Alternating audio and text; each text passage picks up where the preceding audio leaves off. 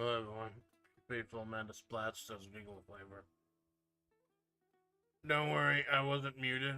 Like, I knew I was muted, but I don't use the 3D a whole lot. So, what I was doing was, I got my fan going. Because it's still that hot in Majavre. So, like, sometimes when the fan is kicking, like, the mic will pick it up a little bit, just a little bit. And, when it does, it gets the mouth flapping a little bit on the model. So I had to turn down the sensitivity enough so it looks like it's moving. Because when I'm talking, using this since I'm not using the camera, it moves my head a little bit depending on my speaking. So I know it's just a little thing in the corner. Like, and these type of writing streams, like, most people don't usually, like, watch the stream. And, like, they just listen to it and chat with it. But, you know, it's the aesthetic. Just in case we get anyone new coming in. And thinking about new people coming in, like, and even some of my senpais and some people who've been rolling with me for a while, not knowing a whole lot about the, Hey, Jinx, thanks for stopping by, my man. Thanks for always supporting me. Darkest Dungeon this Sunday. I'm gonna give it another shot. Give it to Sandy. I thought of doing a little bit of a recap. Not a huge one. Like, I don't know how long I'm gonna get. I will admit, like, last night I had a bad time. Brainworms kicked in talking to certain people. I don't want to talk too much about it because that's not what this is about. It's not. These creative writing streams are supposed to be like a refuge from that type of shit. So I don't want to get too much into it. I really don't. But Mandy's not doing too good. And I find when I try to do the writing, when I'm in one of these states, it could go one of two ways. Either everything, like, goes to shit, or, like, I end up getting something really good and really inspired. I don't know how to get into it. I dig into it. So, we're just gonna do a little. I'm thinking since, Malone's been getting a lot of new viewers, a lot of new people, and since, like, I'm a side character in Malone's story, I'm catching some residuals from that. It might be a good idea to do a somewhat of a recap story of Majavre. Not a full recap, because I've been doing this for over a year. So maybe just a brief recap, a brief look at the characters and the story and where we are right now with the plot. Especially with the massive changes in Sandy. Next month is Spoopy Month. Last year, it was a running joke where I was going to keep doing spoopy things, but it kept getting pushed off through collabs and demos and stuff. This month, I'm actually going to try to do a little spoopy content. I'm going to at least try a little bit, because I'm going to, like, give Sandy a few more streams. I'd usually just give her one a month, and I didn't even give her, creative, like, unstructured play. Because I've gone ahead and set one up for October 1st with Malone. So I'm going to do a little more Sandy, in October. But we got 2 web piece shows, but the creative writing is going to be about her. You get a stream with Malone. I might just give her, like, I don't know what I'm going to do in the middle of October Wednesday. Because now that I've gone ahead and gotten certain things straightened out, now I'm trying to be back. I'm back to trying to put together the puzzle of my schedule. My schedule's a puzzle. I stream mainly twice a week, 7 a.m. Wednesday, 7 a.m. Sunday. 7 a.m. Wednesday is the stuff that I like, creative writing, WebP, my wrestling federation, things like that. And then in the afternoon, it's usually collabs, like stuff with Malone or stuff with Choco. Me and Malone collab regularly, like every other week. minimum, and the other group collabs and shit. I'm hoping to set something like that up with Choco too. I wanna collab with Choco more regularly. I don't know, like when he gets up, I'll discuss that with him. We're hanging out 3 p.m. later today playing King of Fighters. I just had the impulse. I haven't played King of Fighters in a long fucking time, and then I played some last night, and I forgot. Like, I'm really bad. I love it. I love all the characters and everything, but I'm really bad at it. I'm fucking horrible at it. But I love it. I can be horrible and shit. That's something I need to remind myself. Like I had a couple collabs over the last couple weeks, gaming collabs, and I lost. I lost miserably. I lost horribly. I fucking failed repeatedly. I played like shit. But I had a great fucking time. And I gotta remind myself, I can work. I can be better at things I love, things I do. I can be dog shit until then. It's okay.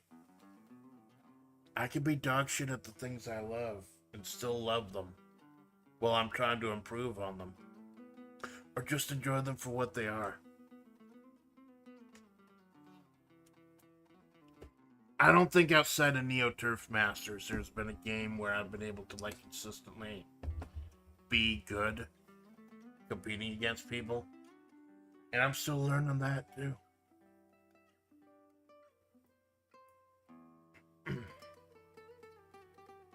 It's uncomfortable. It does get uncomfortable when I keep getting my shit kicked in.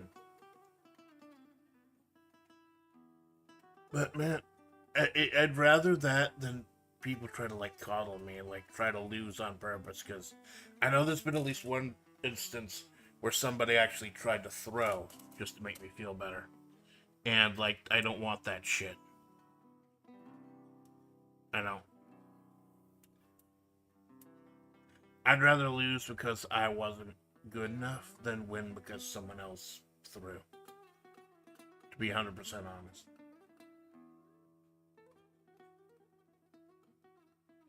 And I just gotta practice, man. I just gotta practice. I gotta get fucking better. Great thing about writing is, like, I've been doing this for decades. I've been writing since, like, God, maybe since I was like 7 or 8 years old. Real fucking fetus hours. And it's something that it's always gotten to my head. I don't know why I have the fucking headphones on right now. I can't hear shit. You can hear my BGM. I'm trying the BGM again, but I'm keeping an eye on the phone while I'm doing this. And I've got the UI or whatever, my monitor set up so I can see the screen, the YouTube screen, because I'm just doing writing. I'm not running a game or anything. I shouldn't be dropping like frames if I'm just doing writing. But I've also got it covering up the current watch count, the current amount of people in there. Because I don't need to see that shit. I don't need those fucking brainworms.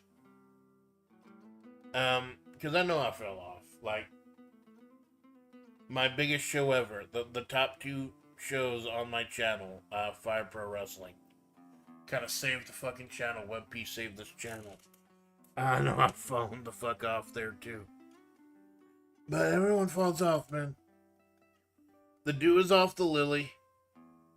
And now I'm not getting nearly as many views, but I'm getting a lot more watch time. Meaning I've gone from a lot of randos checking me out and not staying to a few people who are really in and want to hang out and want to stay. And for that, I salute you. Salute.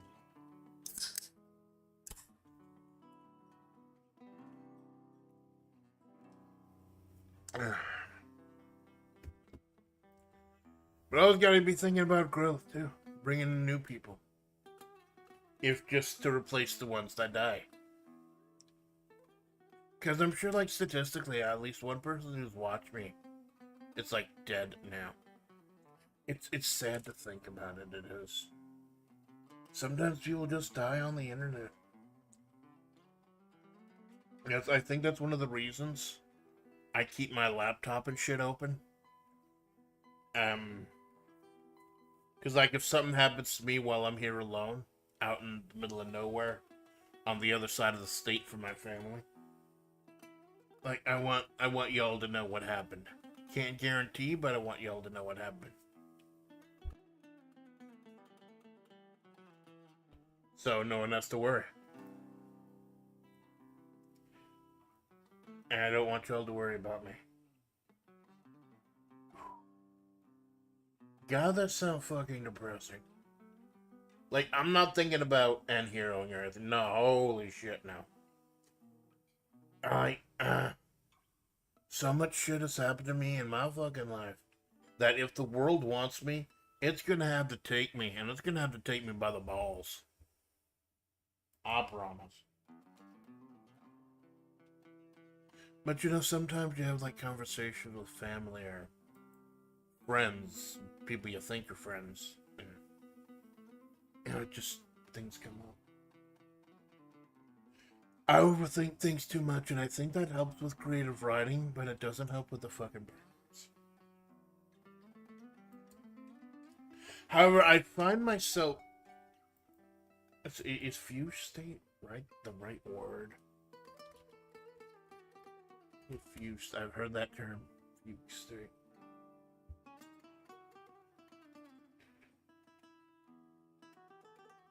Reversible amnesia regarding one's identity, often accompanied by unexpected travel or wandering.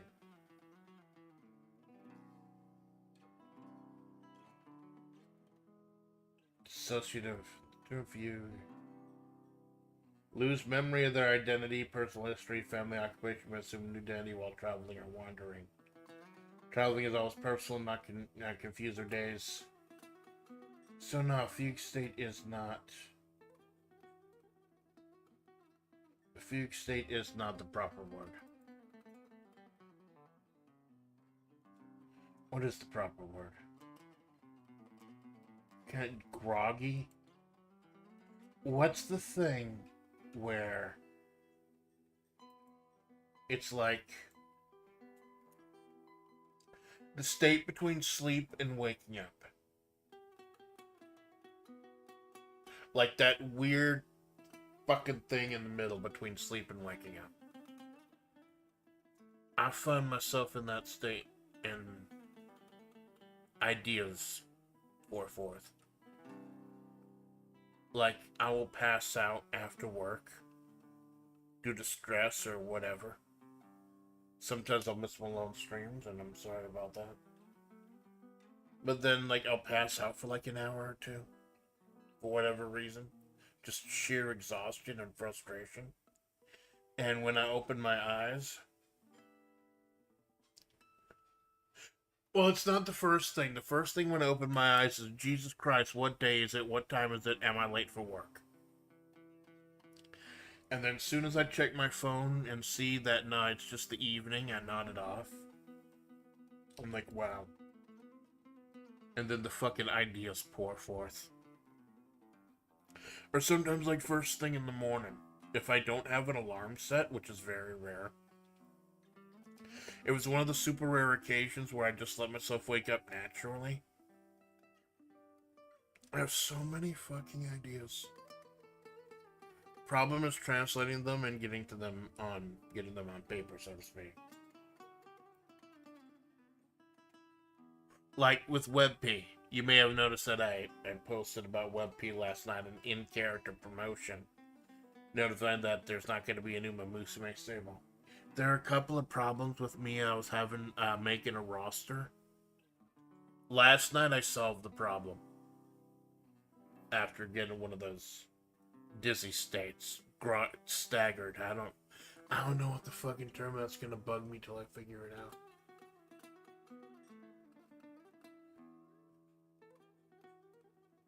Hold on. State between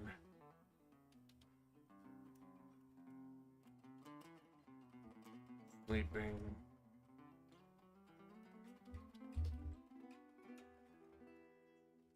and awake.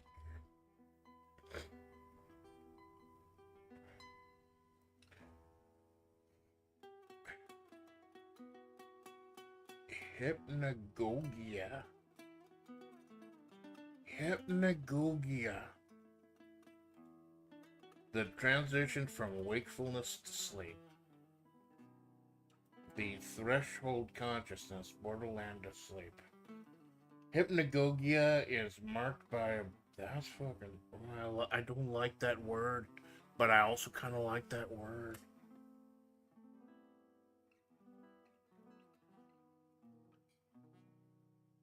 Common phenomena include visual hallucinations, geometric patterns, complex imagery, auditory hallucinations, physical sensations like falling sensation or hypnic jerks. I know a couple hypnic jerks back in my life. They need to fuck off. Is there like, is that also for the other way? No, that's it. That's not what it's hypnopumpia.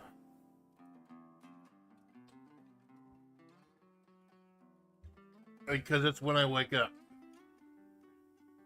Hypnopumpia, the state of consciousness leading out of sleep.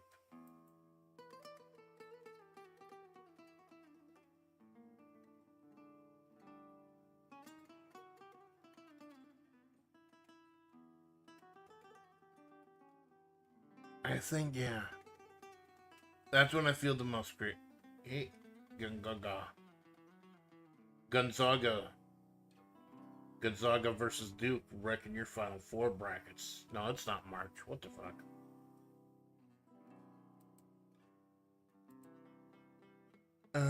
But yeah, it's like when my level of consciousness is like really low, that's when I get the most creative. That's when I have these breakthrough fucking ideas. And I briefly thought about seeing if there's a way to like induce that. I'm like, no. If I start taking drugs to write, that's not gonna fucking happen. No, I think I just do what I've been doing so far. I'm happy with the story going so far. I just need to start injecting plot into it. And, like, the main villain. I think I know who the main villain is going to be, and it's not going to be the Rattlers. I don't even like to bring up the Rattlers that much. It's kind of symbolic of a lot of things. Kind of generic enemies to get the shit beat out of them. Just random fucking chaotic evil pieces of shit. I think I've got an idea, an inspiration for like an actual antagonist. If it's not just gonna, it could very well just be person against nature. That's a very common trope as well. I need to find the fucking Allen key. I mean, I kind of like the creaking of this office chair. It's like I'm sitting in a rocking chair while I'm streaming. Kind of add to the Southwest vibe.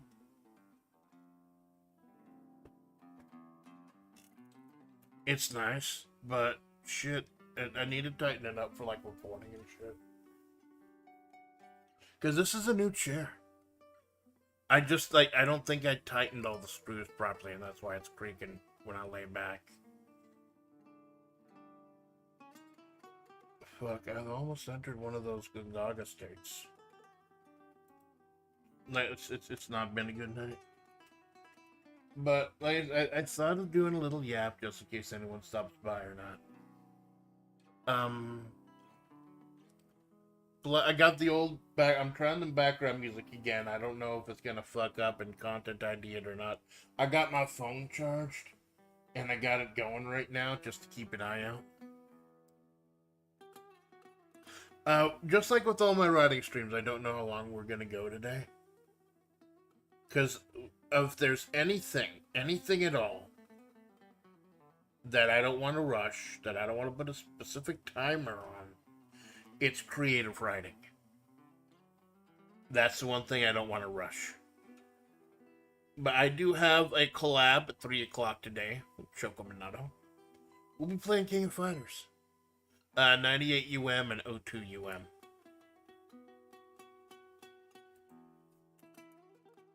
You're hell of a time, man. It's always a hell of a time. And this spot next week, Malone's coming out. And it's actually going to be streaming at 7 a.m. and 4 p.m. You're getting double Malone.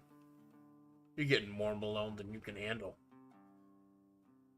I apologize in advance. Salute.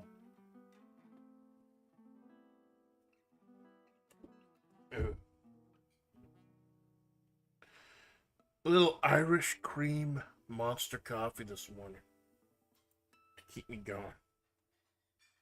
I find that's the best, like in these weird go-go platis, go-go gadget states. I have the monster coffee because I have the weird ideas kind of walking between sleep and wake and the creativity and shit.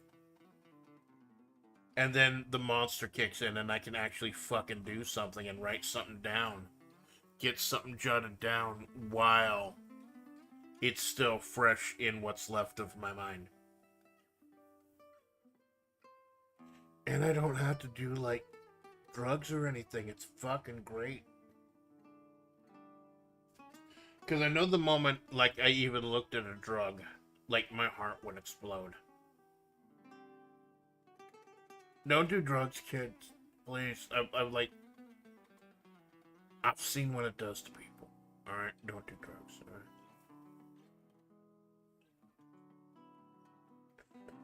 So, I want to do a little recap, a little look at the cast so far and where we stand right now. Caffeine is one hell of a non-drug drug. Yeah, that's the weird thing. Like, there's the bar, the barrier right there. Anything stronger than and caffeine is weird with me too. It's like, it doesn't affect me until it affects me all at once. It's like, picture a bunch of marbles on a piece of, like, parchment paper. Like, 1 nothing, 2 nothing, 3 nothing, but you put a whole bunch, and then the parchment paper breaks and they all fall in at once. Like, caffeine won't hit me. It won't affect me. But if I do enough, it all hits me at once. And, like, that's why I had to stop drinking 2 monsters a day. My heart almost exploded. I'm bony and frail enough as it is, without having to die because I wanted to drink a fucking orange monster and a white monster every day. I'd have the orange one for breakfast and the white one for lunch. I was fucked up, man. I mean, I'm still fucked up, but I was fucked up too back then. Now I just write. Now I just write in VTube. I honestly don't fucking know what I'd be doing if I wasn't VTubing. Because I remember what I was doing. I was just listening to the news, watching VTubers, and, like, crying. Now I don't have time to watch VTubers. So as far as what I want to write today, I want to, like, get a little recap. I thought, though, I didn't want to just do a dry recap of the cast so far and the story so far. I wanted to get a framing device. A bit of a framing device to kind of look into the cast so far. And I'm trying to... I don't know whether to introduce the antagonist I had in mind or not. And I think this will just be something simple before we get into that. Well, again, I keep going into writing streams with thoughts, with ideas, with plans. But it's best when I don't, because, like, when I just let the story go, that's when it's the most... Like, the one I did for my anniversary, the one with Mandy and Sandy at the golf course. Finally having the revelations about what Sand Ruby really is. Are we going to be focusing more on that on next month's creative writing stream? It was gonna be this month, but I figured, spoopy month. And It's just I didn't plan on, like, there are several revelations I had in that chapter that I was gonna hold back until like the end of the channel and the end of the story, but I just ended up dropping them right there because it just felt right to do it. Like, is Sandy a god? Mostly. Where is the water? It left when the gods left. Does the water only come back if the gods come back? We don't know. So now it's like actively trying to bring back the water, plus dealing with the rattlers and other things. Plus some things about the topography of the city. So I figured doing a little, like, random kind of recap sort type of thing. Because I did like a day in the life thing last time with the flashback of Sandy trying to slap some sense into Amanda and how Amanda got her glasses. I thought I might do something like that. But for, like, general, the full cast. So I don't know how long this is gonna be. Like, obviously probably not gonna be until 2. Like, I don't know, but I'll let it go when the fucking story is done. But 2 is gonna have to be a hard cap, but I don't see myself riding for like 7 hours. Much as I love it. So I was working on a framing device for how to do like a little bit of kind of like bite-sized look at the current cast of Majavre. Like that anthology story about the stories about people in Springfield or something. Just little bite-sized things about the cast. And I think I'll just let it go. I think I'll just let it flop. And even though, like, I haven't treated her like it,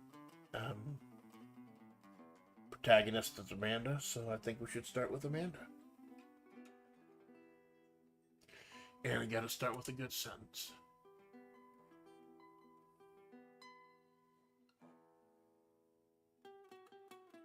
I always like to start with a good sentence that draws people. I'm trying to picture the scene. I had an idea for a scene that I could, like, chain into other things.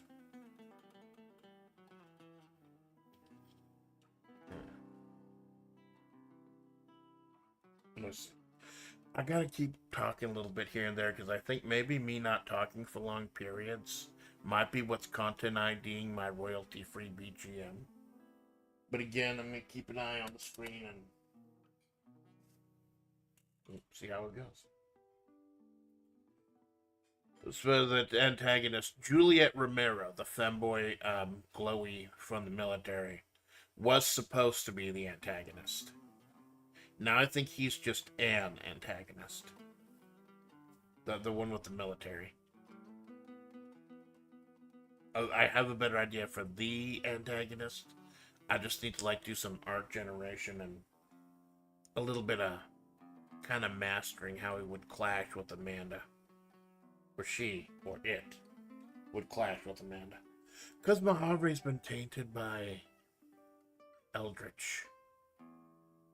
Things are fucking bad. Things are fucking bad here, man. They're not as bad as they were during the war, but they're still shit. And I think it's time to start describing that.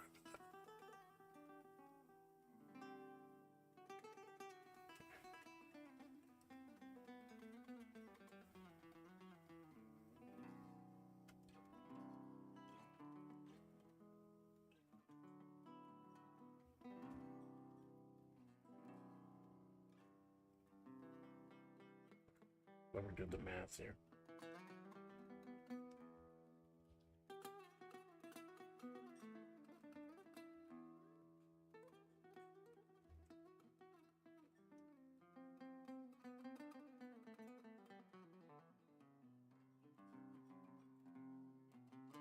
Yeah. I use Open Office, by the way. I refuse to fucking pay for Office anymore. That shit used to be free. Now you have to pay a fucking monthly fee for it. I refuse to fucking use it.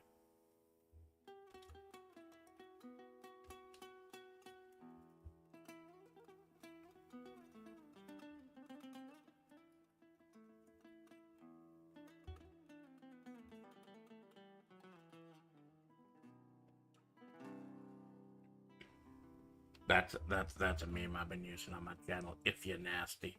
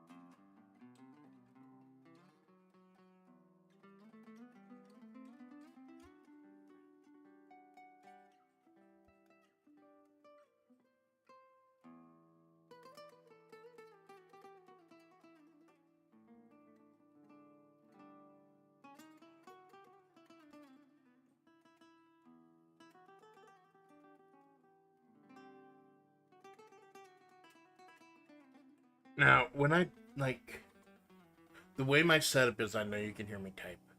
That's why I like to play games on my controller. To cut down on the noise. I fucking hate when a game demands you use mouse or keyboard. But I kind of like that you can hear me type for the typing streams. Because it kind of adds to the ambience.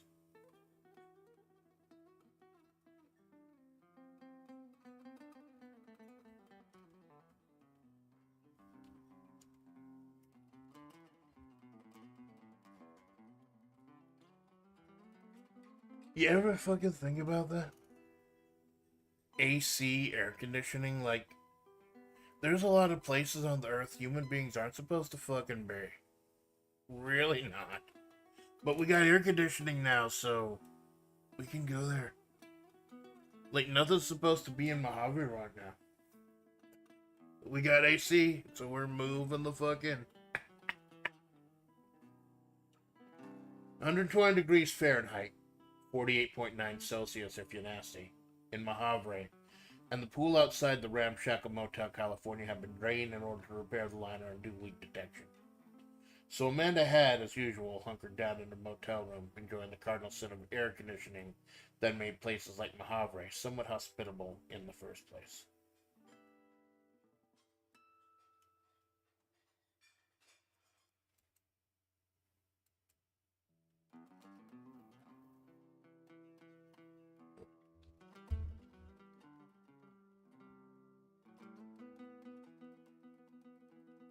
It's the indomitable human spirit at work. There you fucking go. It's manifest destiny. We are conquering our surroundings, baby.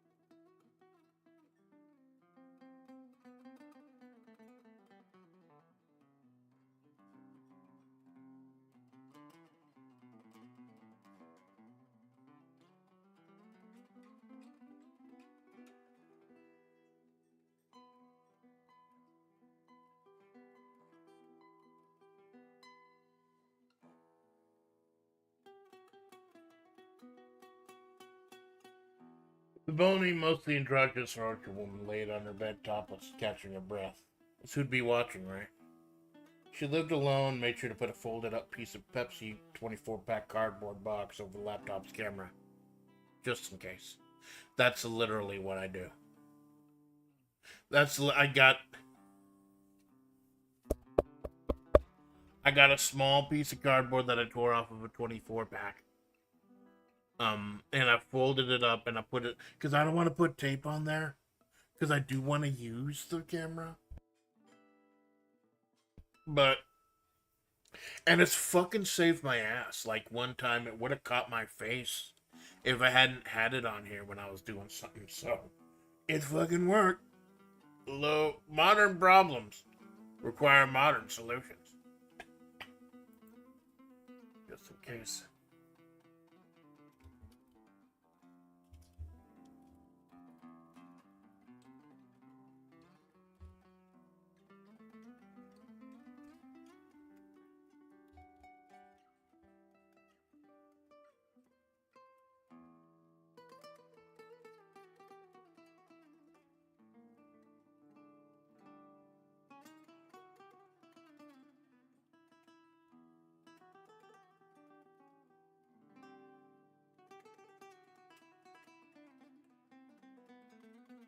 Discourse capital, I tried it then.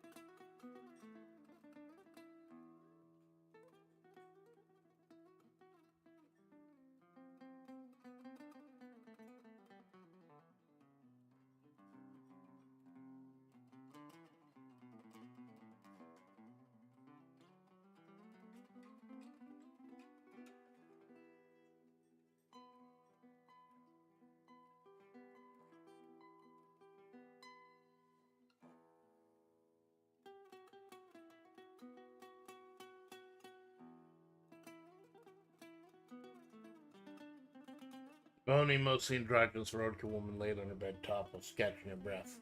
That's who'd be watching, right? She lived alone, make sure to put a folded piece of Pepsi 24-pack cardboard box with a laptop's camera, just in case. Casually looked down at the scars and markings all over her abdomen before, because remember, she's a roadkill. Her lower body, it was like generated whole cloth by Sand Ruby. Because she was just like gory upper body dragging herself with her entrails dragging behind her through the desert. She casually looked down at scars marks all over her abdomen before turning her attention back to the phone. Idly checking Discord to put together the logic puzzle that was her schedule. You're supposed to be touching sand, Amanda chatted to herself as she rolled out of bed, her spine immediately vetoing the idea. So back to bed it was, at least for a little while. Yeah, I've had days like that where I just literally cannot get out of bed.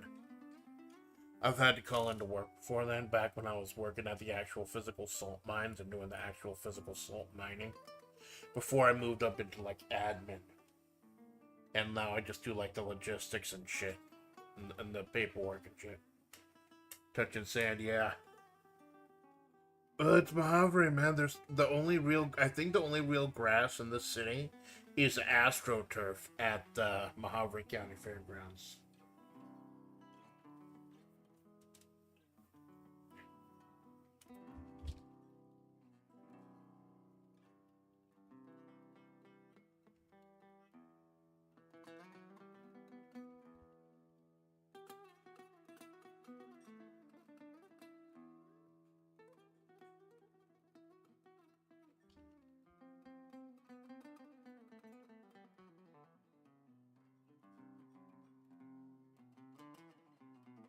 I kind of want to bring up the different locations we've quote-unquote unlocked so far.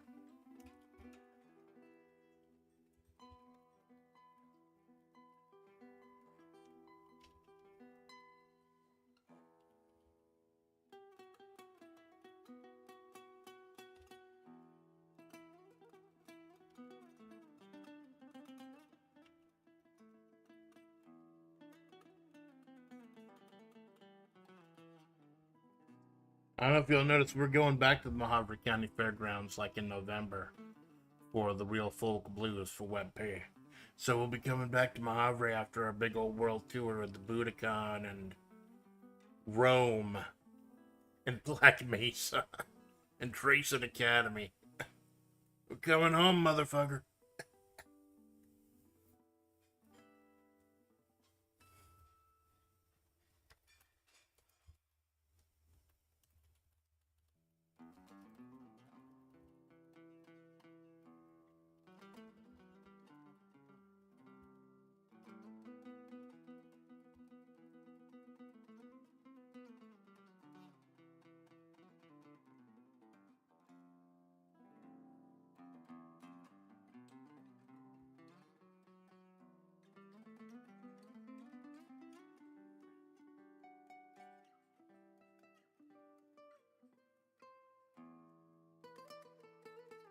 I forget the name of the... We got the Majavre County Shopping Center.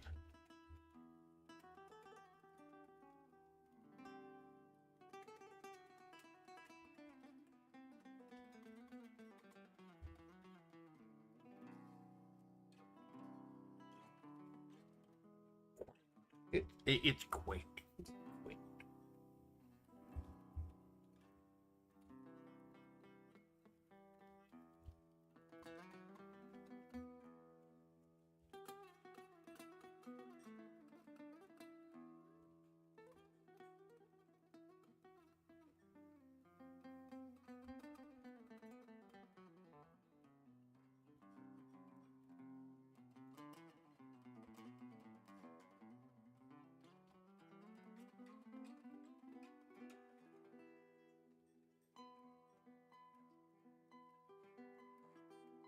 You're supposed to be touching sand, Amanda. I chatted to herself as she rolled out of bed, her spine immediately vetoing the idea. So back to bed it was, at least for a little while. Her mind flooded the place where she'd be right now if her body hadn't shut her down. The Majavre County Fairgrounds, a small community area built around a large open-air stadium whose purpose was long since forgotten, but now is a home base for World Extreme Battle Pro, the wrestling federation Amanda booked in her spare time. There was also the Majavre County Shopping Center, a quaint and tidy collection of shops and restaurants Amanda, these days, rarely had the money to afford. Well, with having to buy Steam cards and pain medication and grocery, I gotta buy another fucking Steam card. But I can't afford one. I have like zero money. I got like 31 cents. But like, Fights in Tight Spaces has brand new DLC coming out, and it's a doggo. You get a doggo pack, some doggo cards. And a new like I still haven't done the gun campaign. Now they're gonna have a doggo campaign. I'm happy to go back to that. Yeah, I don't have a fucking cent to my name, man. I literally got like 38 cents in my Steam wallet, and I'm not gonna have money for like a fucking long time. Because as soon as I start getting money again and paying off certain things, it's gonna be Christmas and I gotta put all my money into my family. Like, they've told me not to do that, but I fucking have to.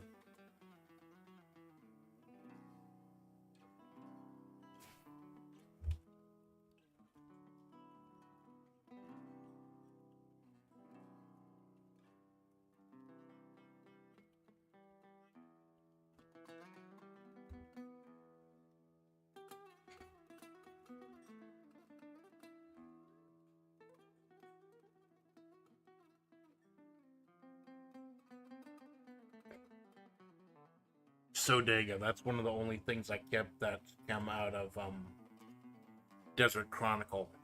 One of the biggest failures in the history of my channel. Trying to do an RPG / visual novel type of thing. It did exactly one. And the guy who did it doesn't even want to do another one because, like, I guess it was just a fucking failure. I had to retool it, and I've actually been able to take out bits and pieces of what I was going to do for Desert Chronicle and work it into the story, so it's not completely forgotten. Yeah, you try some shit and it just doesn't work. Man, it's only shut up when there's Sodega. Sodega, it's like a bodega, but with groceries. But with soda.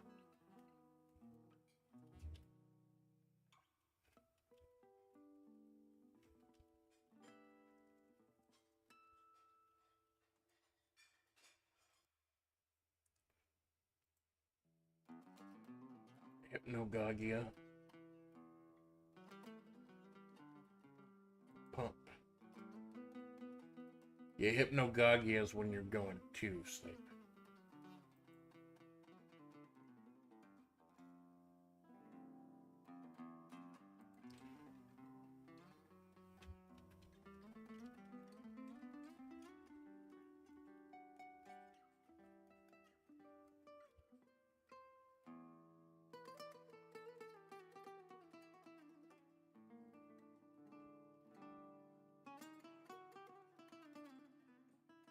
For a couple of 12 packs.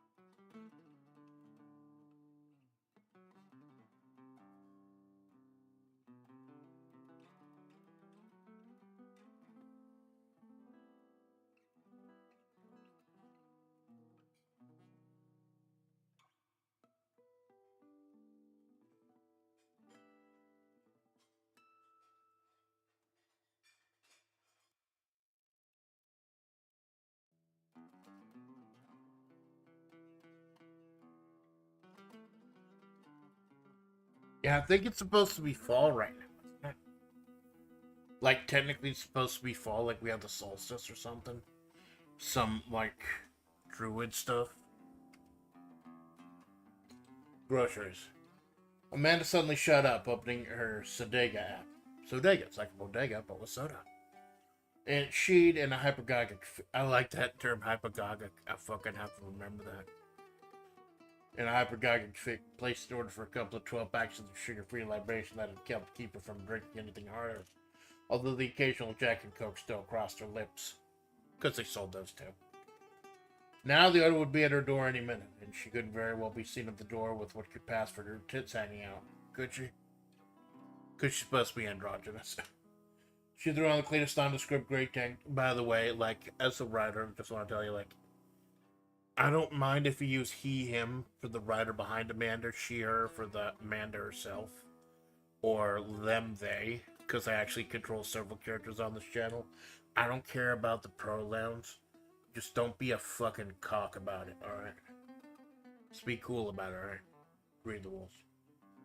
Now the order will be at her door any minute, and she wouldn't be very soon to what could pass for her tits hanging out, could she? Sue on the cleanest nondescript gray tank top she could find and walked out, immediately being blasted with the crippling, scorching heat. Seemed to be getting worse every day. Wasn't it supposed to be fall?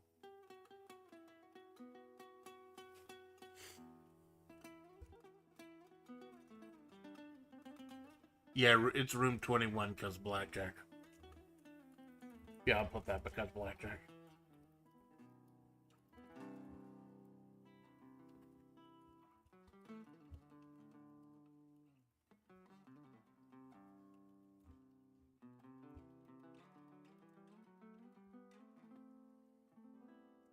I'm keeping an eye on YouTube just in case, like, it starts to give me a heads up that it's detecting and wants to ding me for my fucking BGM again like last time. I'm keeping an eye on it. I think late September is fall, yeah, at least for I was getting jacket weather last week. Well, it's still bad here, man. It's still bad. Let me fucking check how bad it is here. check quickly.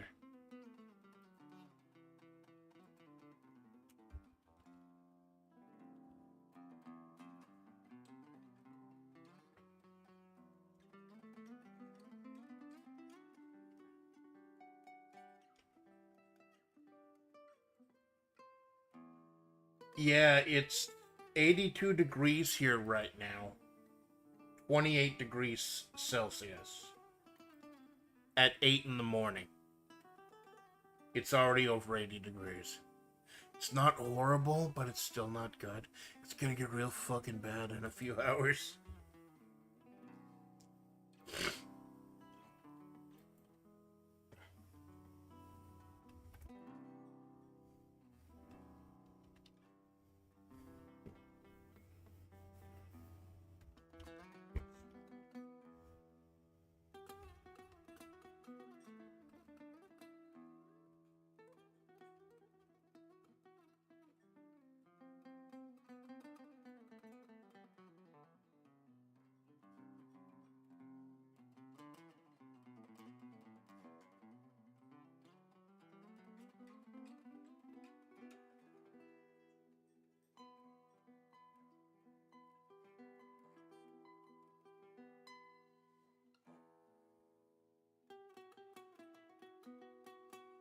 Yeah, they just briefly introduce, because I didn't introduce everyone last time. Like, I think I skipped over a couple characters just to like briefly take a. It's kind of like last time. I did this type of thing last time too with the, but just kind of explore what they're doing right now in Majavre before we like move forward with the plot and the antagonist and everything.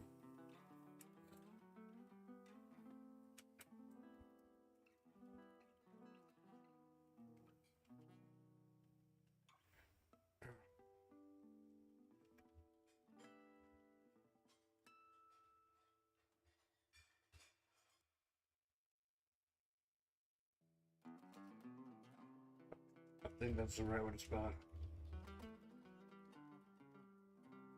I know there's no P in house, in fact, I remember that much.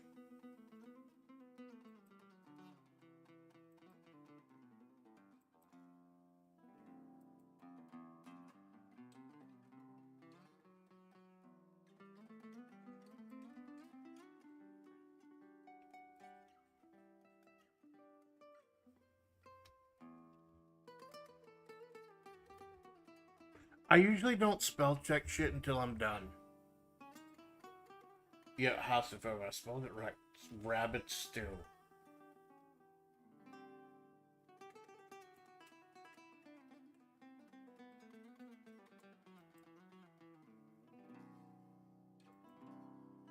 Why did it open my Fogie? That's fucking weird.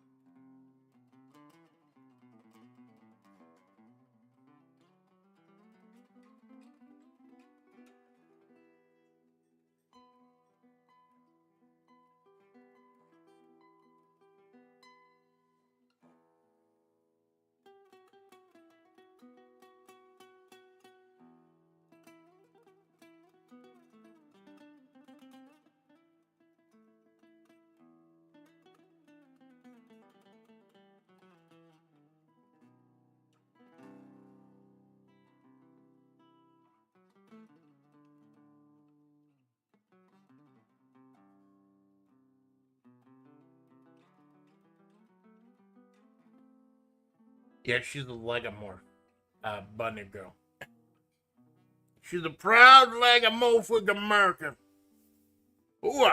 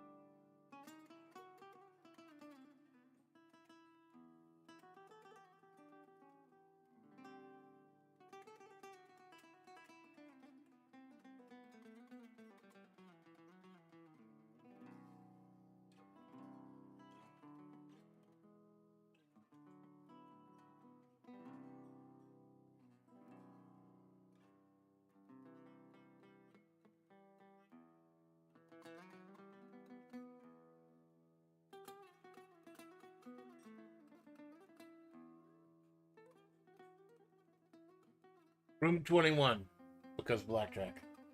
Loomed over the third floor of the motel, staring directly over the pool at the small, floppy-eared gilf trying to keep a good dozen or so grandbaby entertained. General Beauregard Bun Hasenpfeffer, retired general of the Red Desert Army, Majavre's first line of defense against the eldritch rot that had taken hold. One wouldn't think to look at this lagomorph of a bunny woman and think she was a master tactician and a stalwart soldier. But she'd spent the better part of her life defending her home, only to see her sisters in arms lose their minds, or lose their lives. One might wonder how Bun was able to put on such a cheerful and saucy attitude in the face of the things she'd done and seen. But Amanda knew better. Yeah, still water's run deep, man. This obviously Bun may or may not be inspired by a few people I know.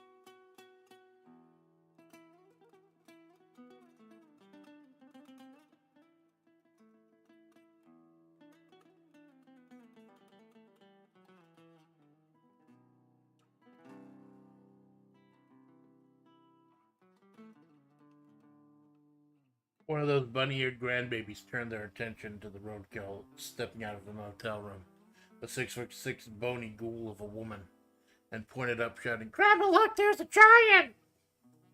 Surely someone who towered over the average streamer. Malone's like 5'8". I'd tower over him. It's a fucking midget. Over the average streamer could be seen as a giant to a tiny child on the ground floor. So Amanda just waved, sliding on the trademark round frame sunglasses that did those jaundiced yellow eyes.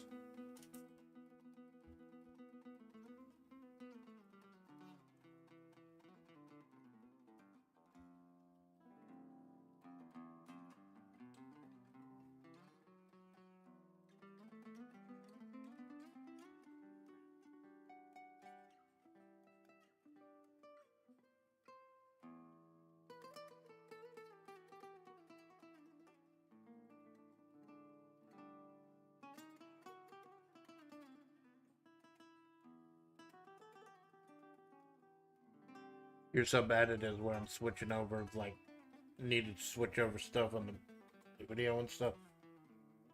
I actually put my hand over where the watch count, like the counter of how many people are watching it be, so I don't get Manera about it. Because that's not what these streams are supposed to be.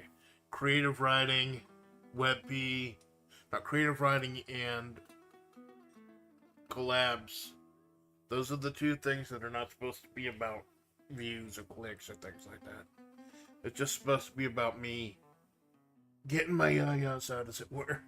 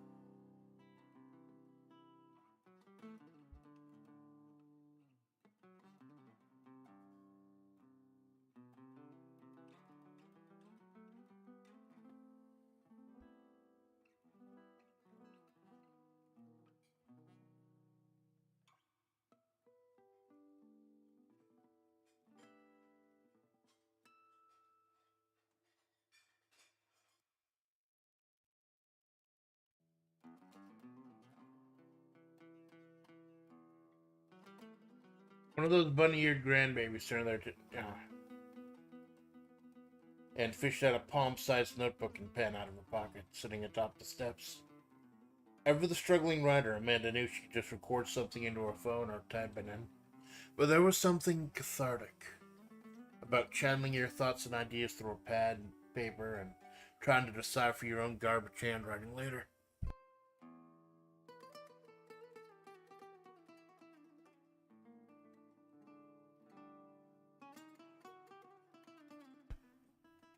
If I mute a lot, it's because I'm trying to move around a little bit more, like doing my spine and everything. But yeah, I'll do that. I'll just like go outside and just wait and just try to absorb, leave my phone in the fucking apartment and just try to absorb the world.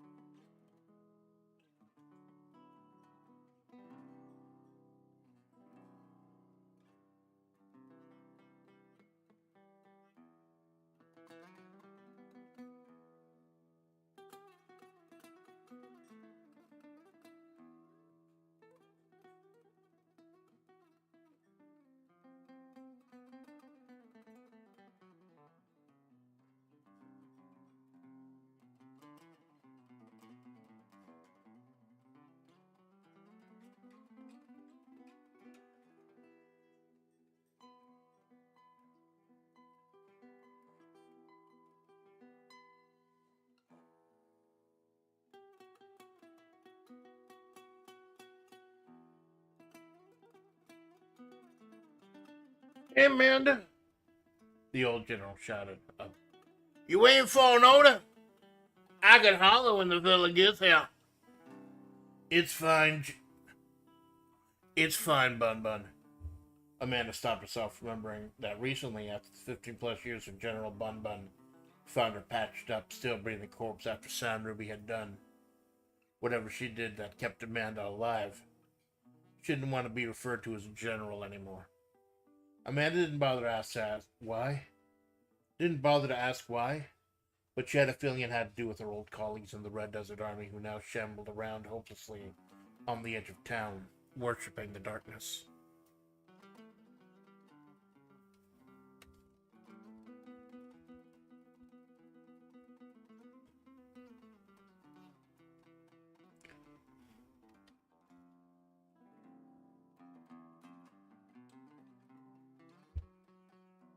Not lust woman, lust. Holy shit, lust one. That's fucked up.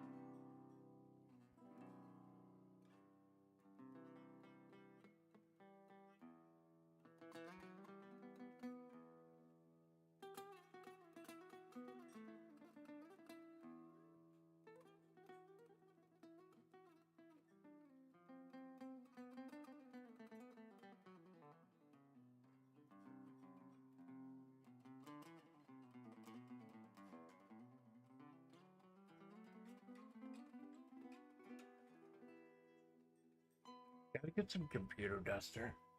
I gotta order some fucking computer duster, man. It's been a while since I cleaned everything. Like, not orally, like maybe like a couple weeks, but I ran out of duster. Did I run out of duster? Still have. Still got, isn't it?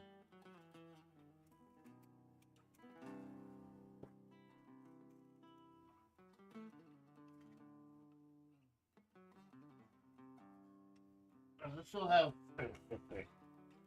Sounds like it's not totally.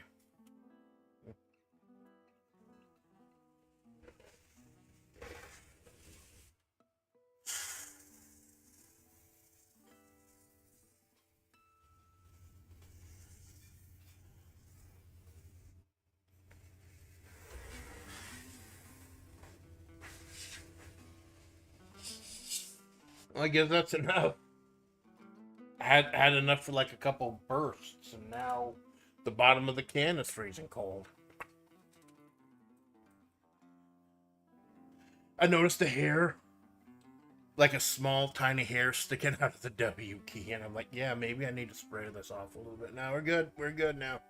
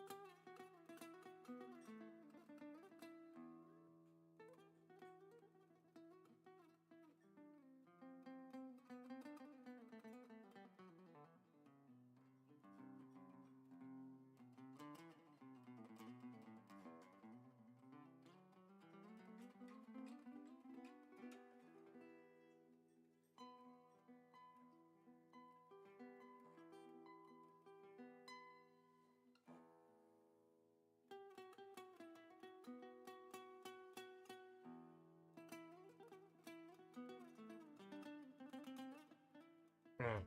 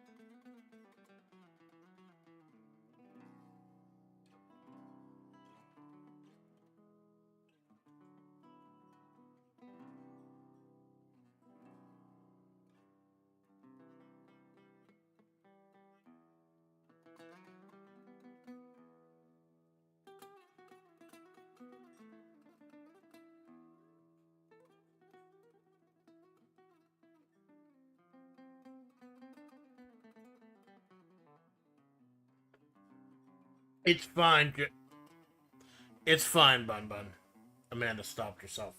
Remember that recently, after 15 plus years, for General Bun Bun found her patched up, still breathing corpse after Sandra Ruby had done whatever she did that kept Amanda alive.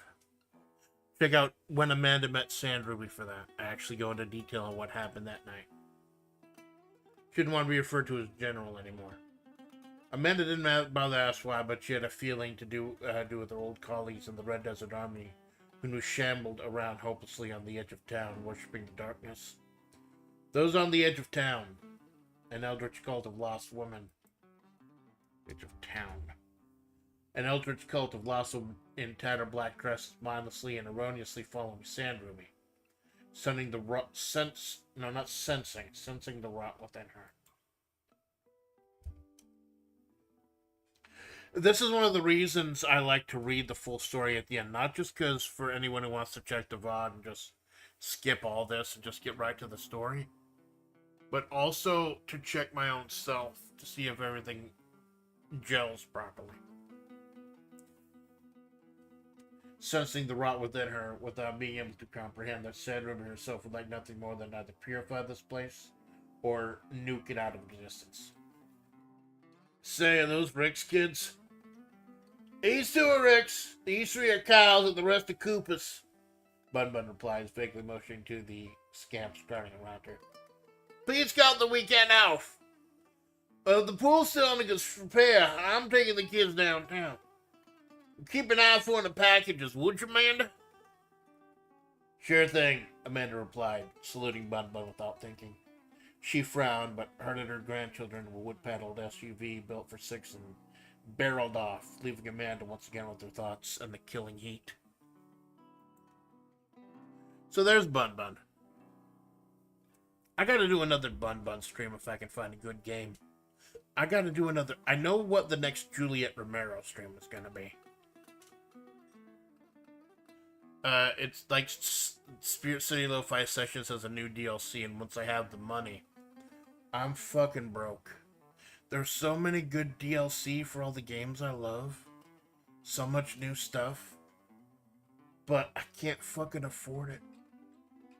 And I can't even complain that I've got nothing to play. I got so much shit that I haven't touched.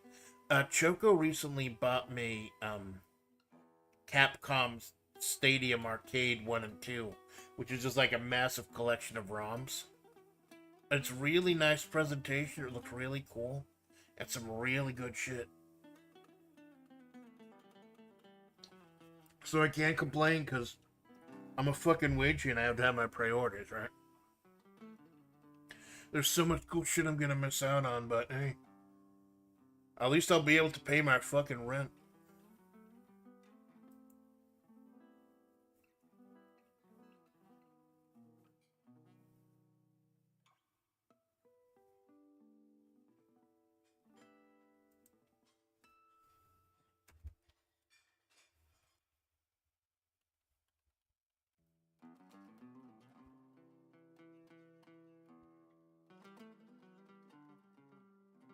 Wobbling a little bit. Move this cord over.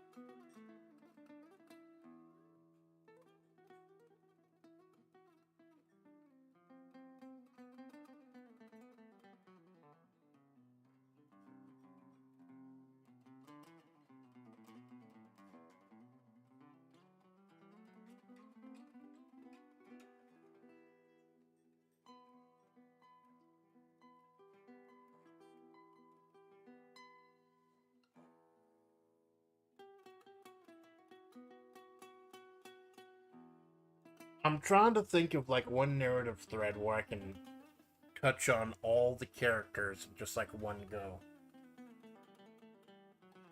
I think I figured it out, except for maybe how to work Juliet into it. Like just a little recap of where everyone is now, like a year or so after the story started.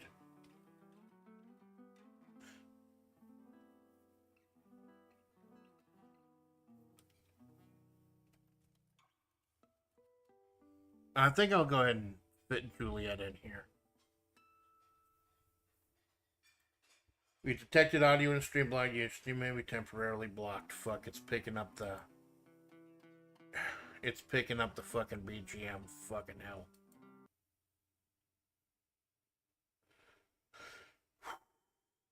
Fucking hell. I got a few old beat. Like, I think I'll... Fucking Spanish guitar is my favorite background. But I fucking picked it up.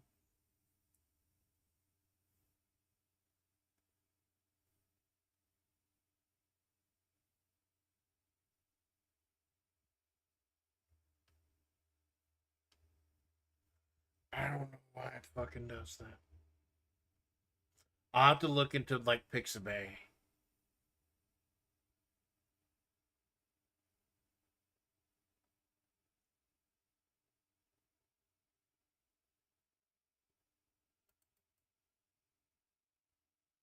I think this is the old one.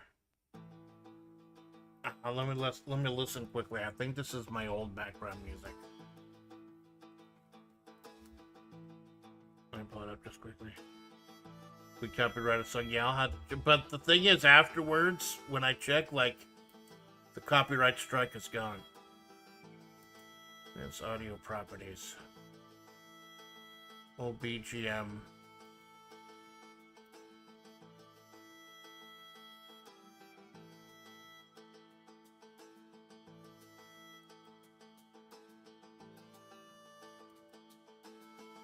Yeah, that's it. My old BGM.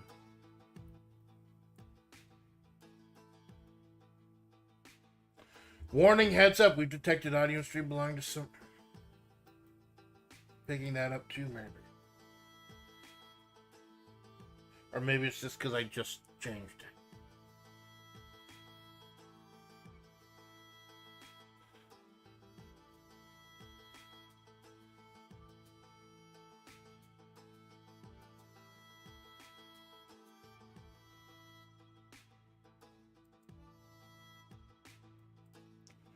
Oh, I see.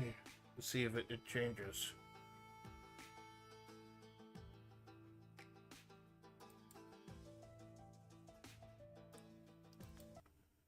Stop for a moment, reset just in case it was just still picking up the old one, or that's picking up this one now.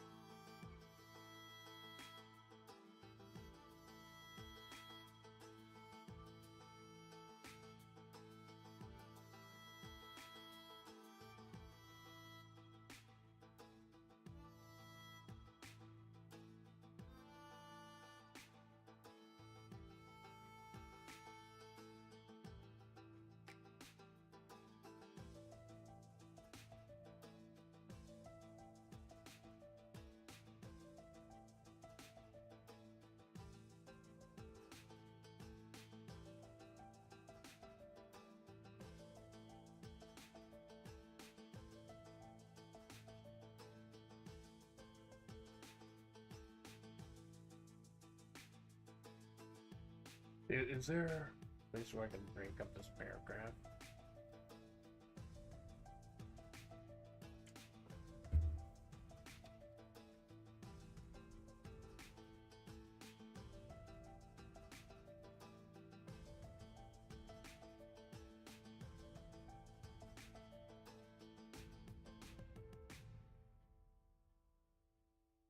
Hmm.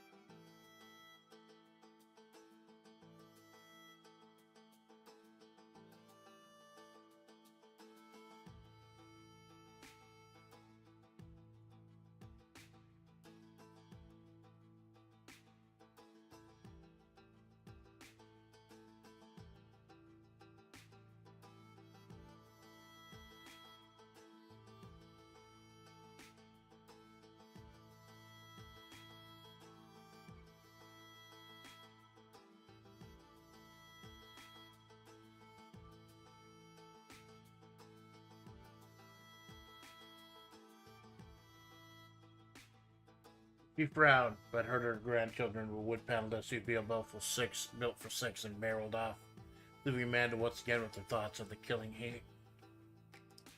The viewpoint stayed not with the protagonist of the story, but with the SUV barreling down the non-Euclidean roads.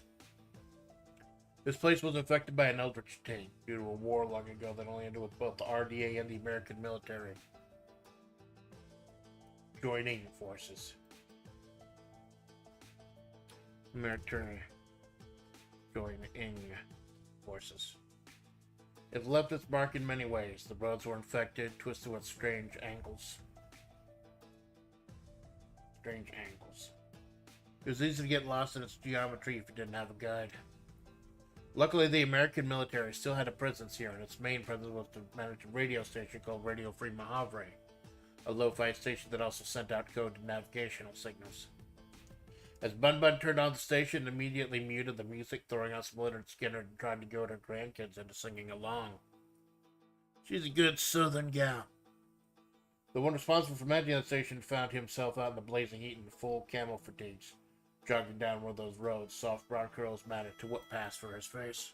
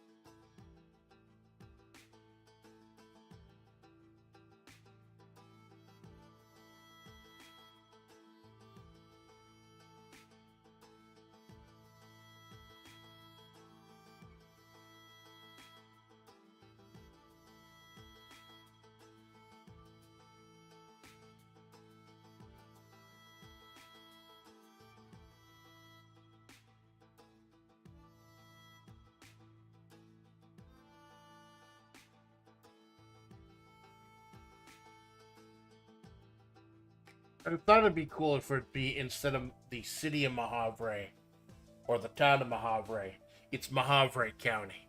For some reason, I thought that'd be cool. I thought that would like fit the vibe better. No dings yet for this song. Let's fucking roll the dice and find out.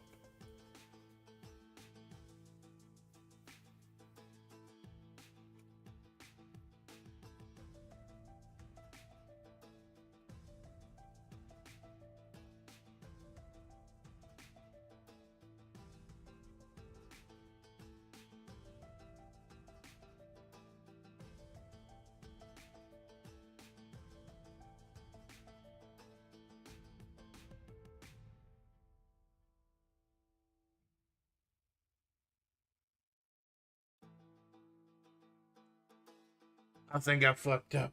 The autofill. There's an autofill, and out there you fucking go. It says mostly androgynous. That's fucking autofill. I've ruined myself, man.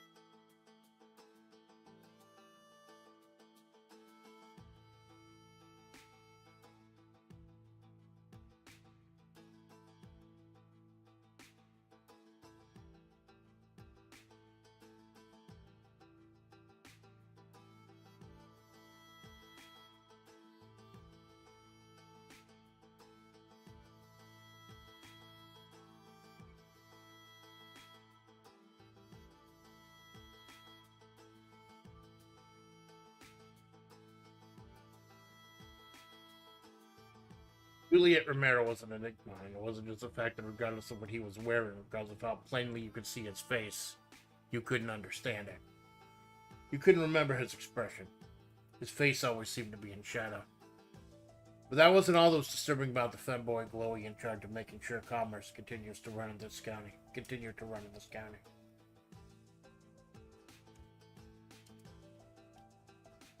On the surface, Juliet was calm, gentle, cheerful soul.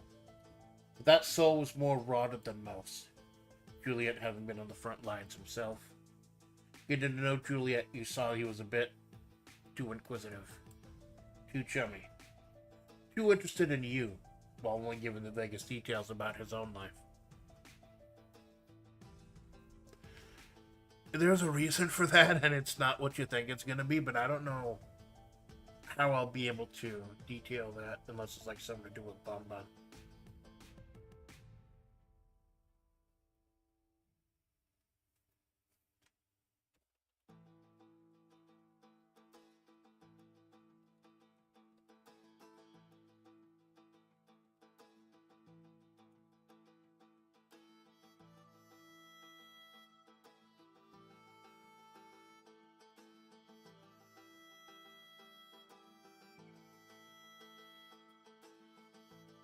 It keeps trying to autocorrect most with mostly androgynous. Oh, I fucked up my open office.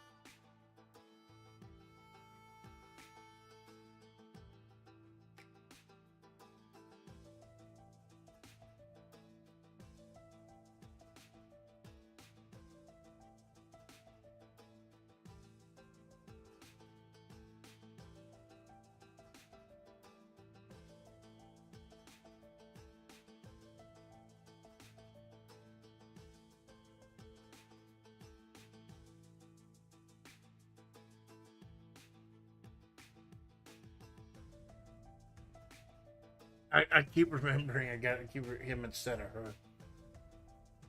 Because I think Juliet was initially supposed to be a woman, but not Juliet's a femboy.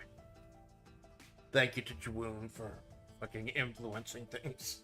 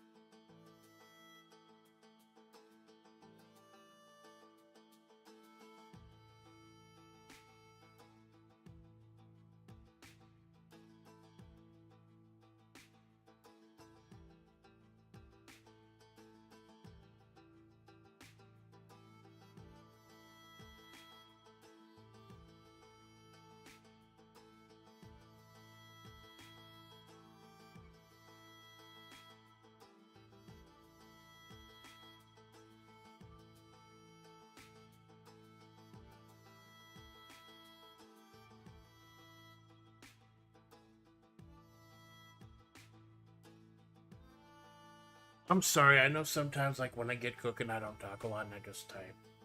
But sometimes when I get going, I just fucking get going and inspired.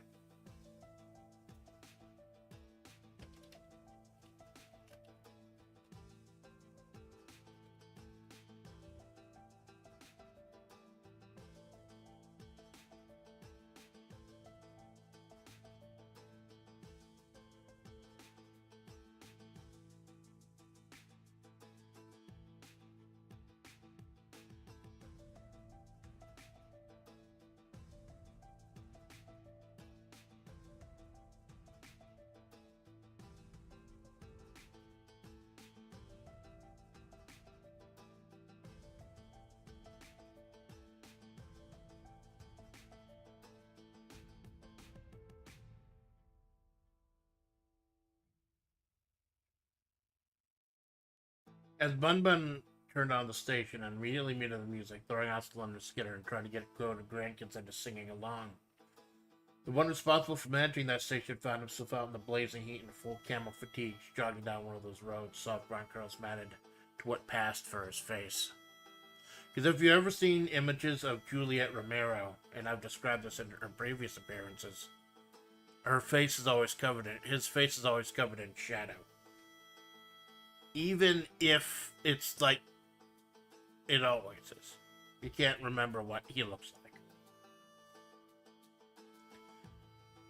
Juliet Ramiro was an enigma, and wasn't just the fact that regardless of what he was wearing, regardless of how plain you could see his face, you couldn't understand him. We couldn't remember his expression. His face always seemed to be in shadow. But that wasn't all that was disturbing about the femboy glowy in charge of making sure commerce continued to run in this county.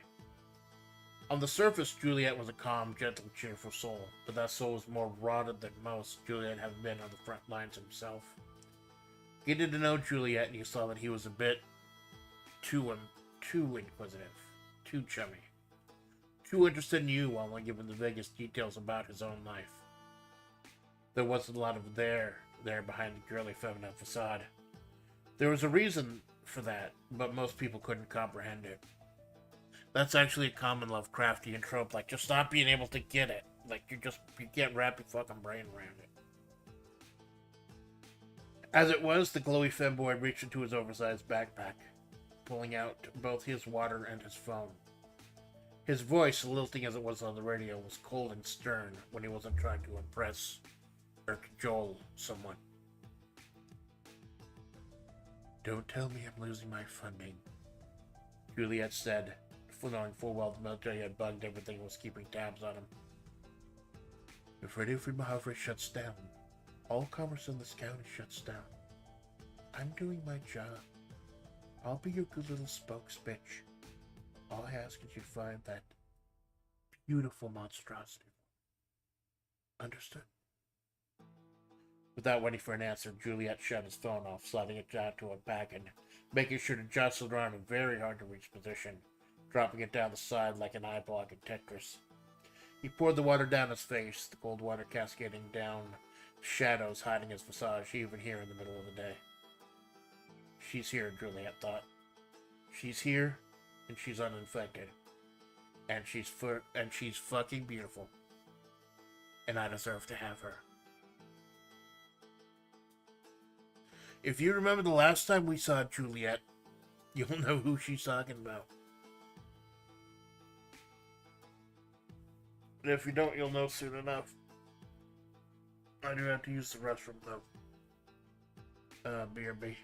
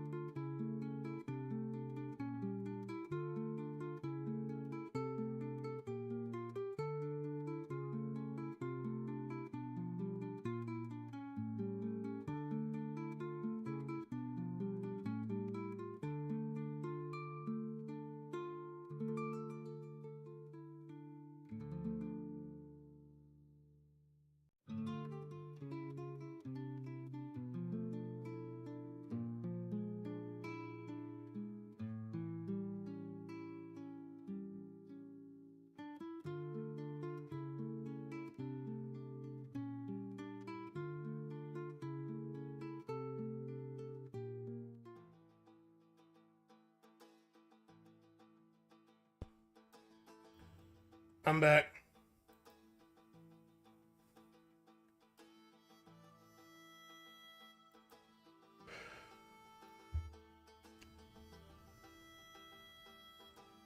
Fuck, even my BRB music.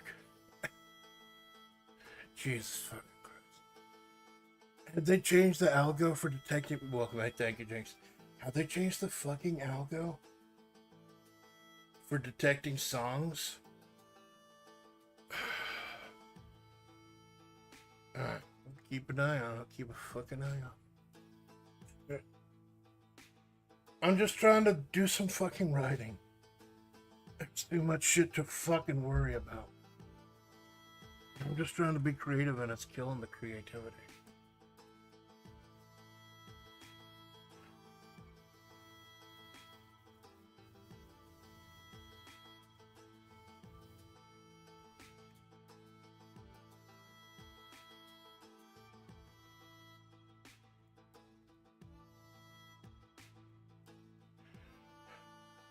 Heads up. Try a different BGM.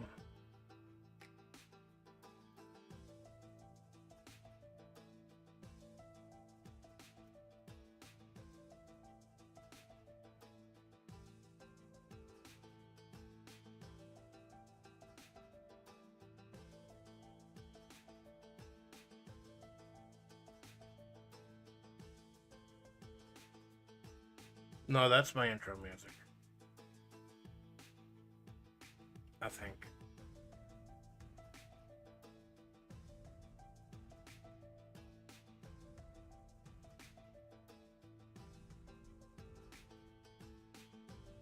No, I think that's my old intro music. The Native American flute. Let's see what that fucking does. This is why I don't do a lot of just yapping or just chatting, because of the fucking BGM shit. I have to go through Pixabay and pick all new shit, but this is only stuff that was there that wasn't like AI assisted.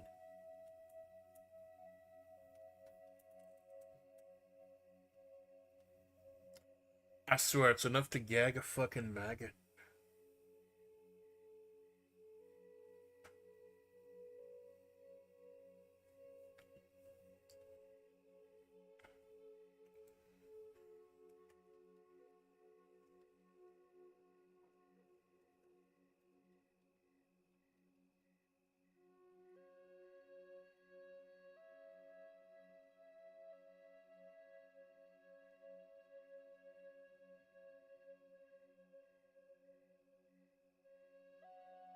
Let me double check.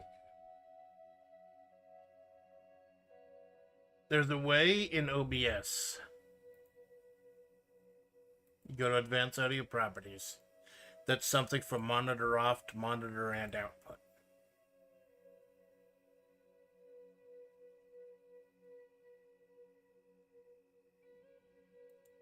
Yeah, it's my old intro music.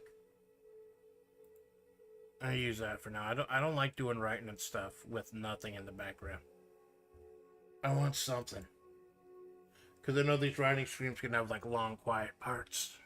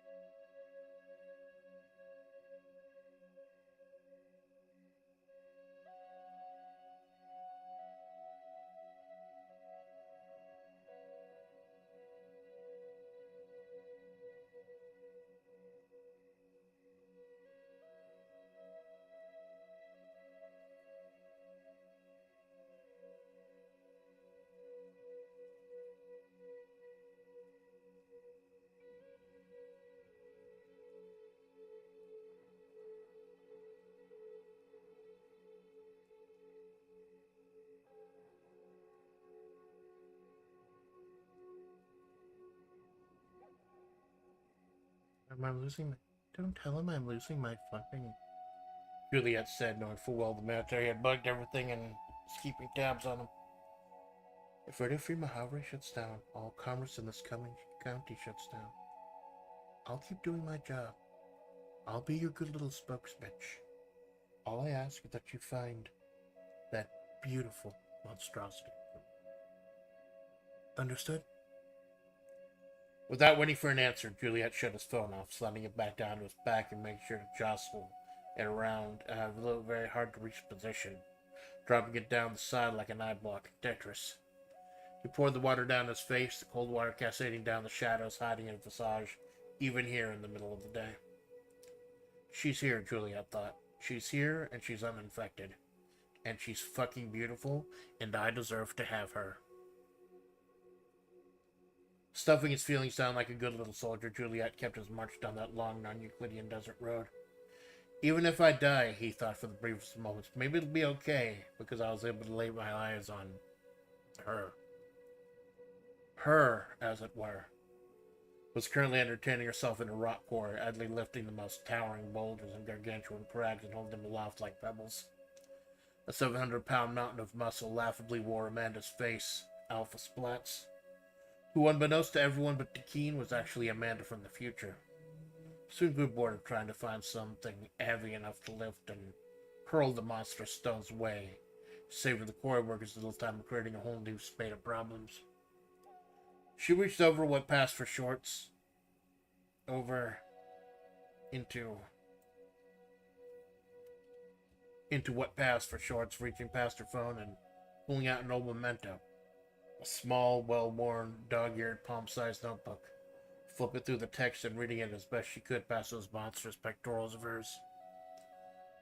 Alpha Splatts had been tight-lipped on why she was here, what she was, who she was, only exposed to the other time traveler here, to Keen. Only one Ellen time traveler, good to know. One who openly let people know she was here from the past. Amanda, who was an outsider who came here after the war. Keen was teleported here from the past to bypass the war. And Alpha, who was Amanda from the future, were the only beings not tainted by the rot that infected Majavre.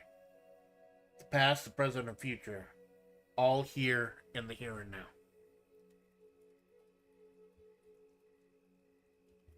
Something was about to go down. It's supposedly like someone from the future is here. Someone from the past is here. A little bit, I think it's a little bit like Haruhai, but nah, fuck that shit. Fuck Endless 8, by the way. Fuck that dumb fucking troll shit. It was amazing, but also holy shit, fuck it. You want to have a little mind blow? Fucking, I think it's someone on YouTube put all episodes of Endless 8 to play concurrently at once. Watch all 8 of them at once, synced up. It's kind of fucking weird.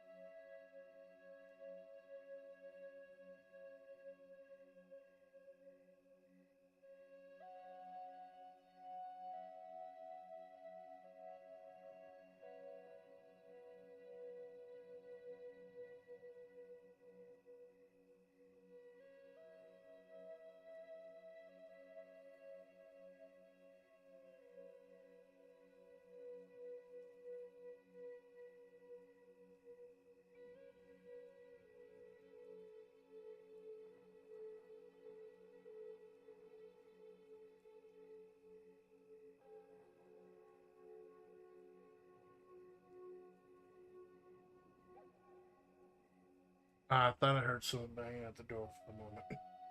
Hold on. Oh.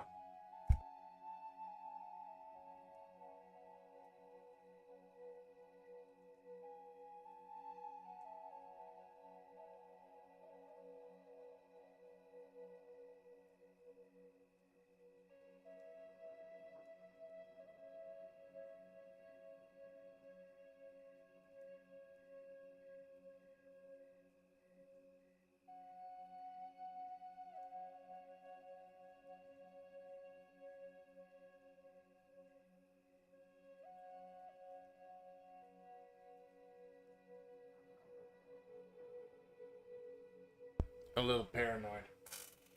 My neighbors are really fucking loud. My neighbors are extremely loud, so there might be banging about and screaming or some shit. But then I did have the one fucking workman who came in while I was fucking working without warning me. So I'm fucking paranoid now. But I want to keep the door relatively closed so I'm not too loud. I'm not listening to the music right now. I just have that on for y'all. I've just got the fan going and just trying to keep an ear out just in case.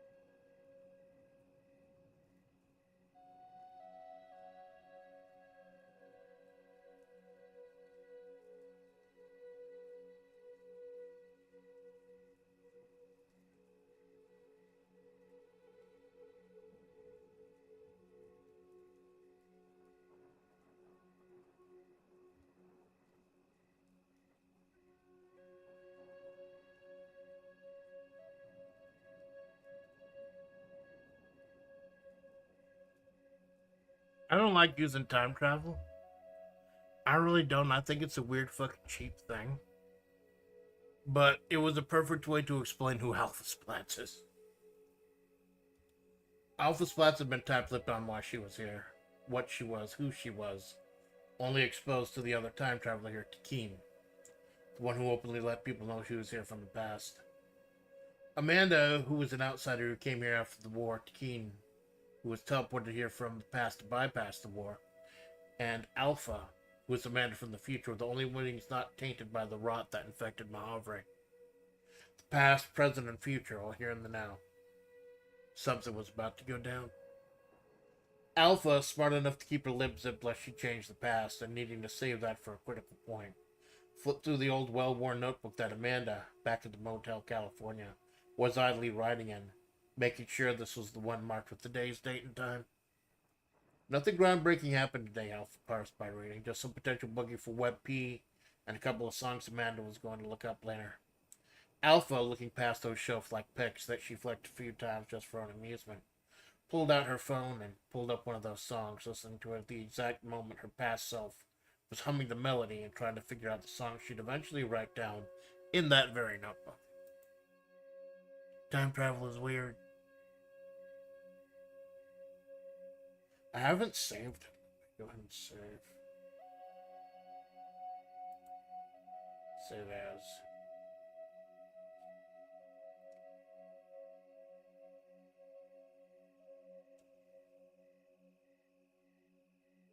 Save as.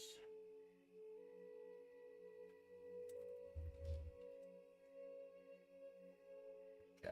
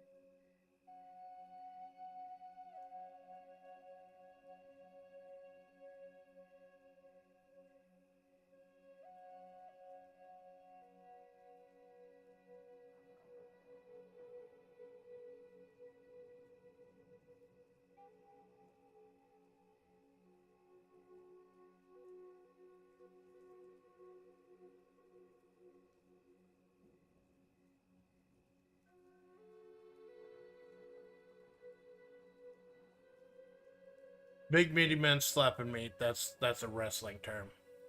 Big E Langston talking about that's what wrestling really is when it's the best. Big meaty men slapping meat.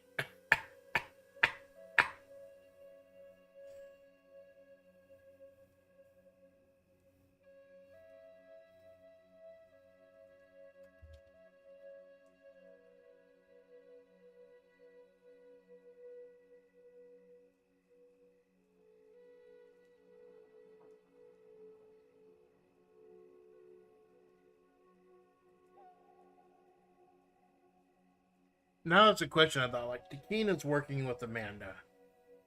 And Takina's also working with Alpha. She knows Alpha is Amanda. My question is, did she recruit them both at the same time? Or did she recruit Amanda and it's been so long that Amanda became Alpha, came back, and is still working with her? So once I opened up fucking time travel story angle, things kind of opened up, but things also fucked up a little bit. Luckily, I've got a built-in escape for that. It's Majavre. Everything is strange in Majavre. Time is bent and broken because of the Eldritch War. Okay, so that's Amanda, Bun Bun, Juliet, Alpha, Keen, and Sandruby. Then maybe I'll introduce a new character. I've had a couple characters. What I want to do sometime is kind of like a bonus stream, a random out of nowhere stream. I have a lot of cool ideas for characters. That would be a lot of fun to do, a lot of fun to play out. The problem is, they just don't fit in Majavre. They don't fit with this Southwest vibe. I had to take characters that fit, that made sense. Like Bun Bun, the general, and the military woman. And with the history here. It has to be a character that, like I had an idea for a fucking samurai wandering in the desert. But it just did not fit with the Majavre vibe. It just did not make sense. I think I figured out a good idea for an antagonist. Also, I don't think I'm gonna fuck with the Rattlers today. Like, I'm not in the right type of headspace to write those fucking shitbags.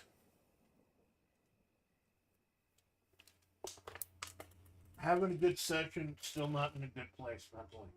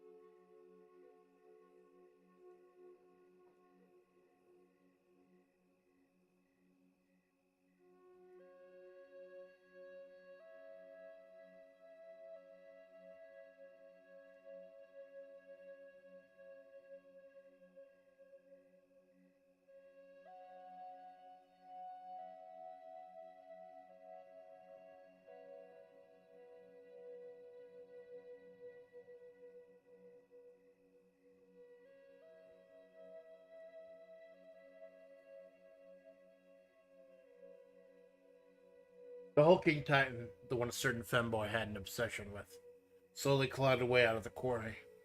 Nothing important happened today, she remembers, so no need to possibly go mess up events with her presence.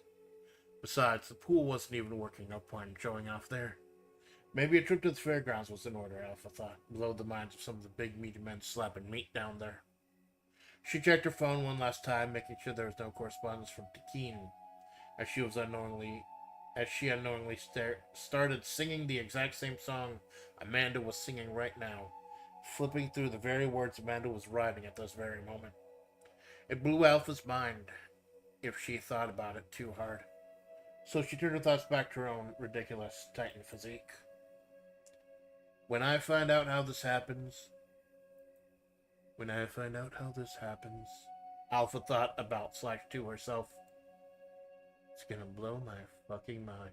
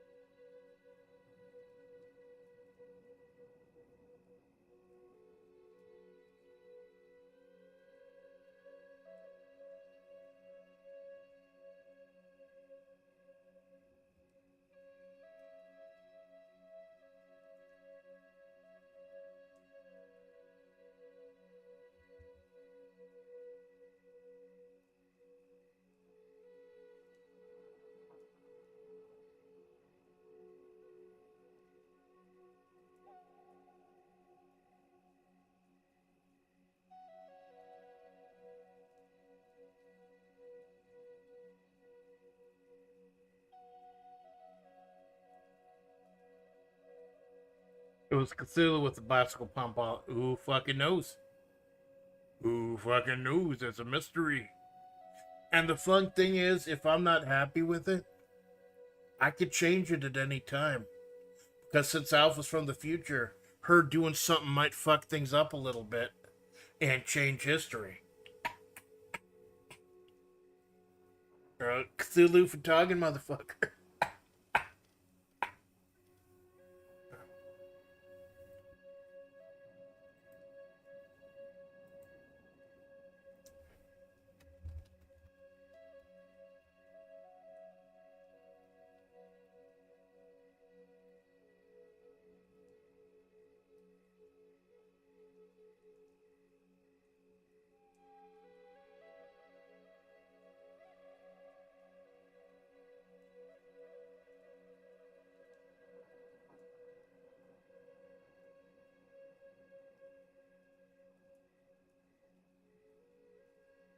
I don't know if that sounds right.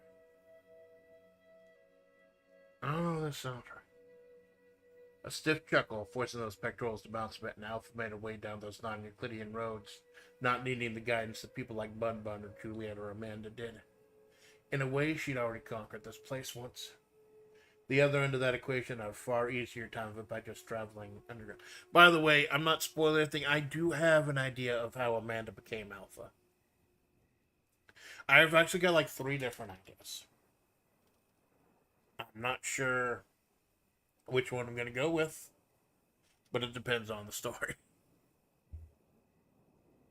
Turn it up just a little bit. I don't want to do a writing stream without any BGM, but I get a little fucking paranoid seeing that thing. The other end of that equation had a far easier time by just traveling underground. While the roads above were still bent and broken as space-time itself was, down underneath Majavre, the holy waterways, and state of despair that they were still sacred.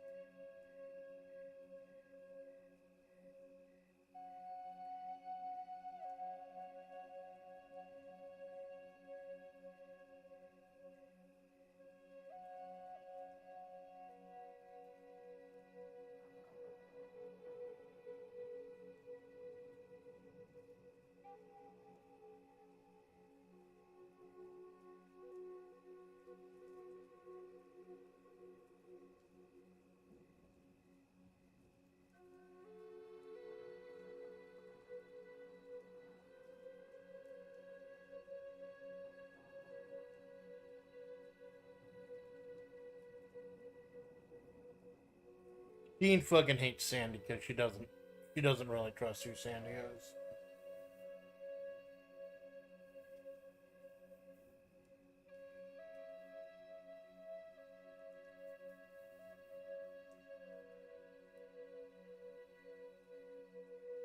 With a stiff chuckle, forcing the spectrals to bounce a bit, Alpha made her way down those non-Euclidean roads, not needing the guidance of people like Bun Bun or Juliet or Amanda did. In a way, she'd already conquered this place once. He entered that equation a far easier time just by traveling underground. While the roads above were still bent and broken as space-time itself was, down underneath Majavre, the holy waterways in the state of despair that they were still sacred. Agent Takin, the busty Navajo woman with the long aquamarine hair and the crisp business suit that was all the rage with the woman of Majavre. Most of the women here wear a suit. I don't know, it's just me. I like a woman in a suit. Like a guy suit, a man suit. Sat alone in those almost catacomb-like waterways, having been devoid of water for the longest time. This place was once a holy place, a sacred place. One where the gods walked hand in hand with the faithful. Now it was as godless as any other place on earth. Keen's heart broke every time she realized that. It was up to her and the water bearers, a small group of fellow-minded Majavre natives, to bring things back at any cost. Now Amanda, and by extension Alpha, had been pulled into this investigation. So yeah, there's a reason why someone from the past, someone from the future, are both here right in this exact specific time frame.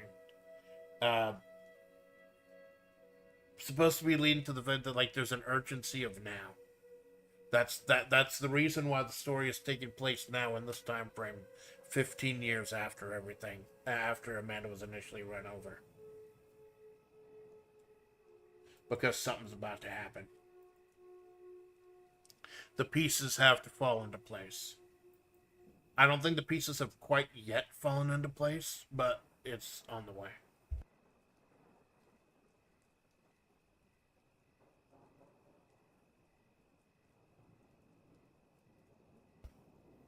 Just need to do Takeen and Sandy. I might not even do Sandy. I might just do Takeen. Because I know Sandy's going to be the focus of the next story if everything I plan out goes right.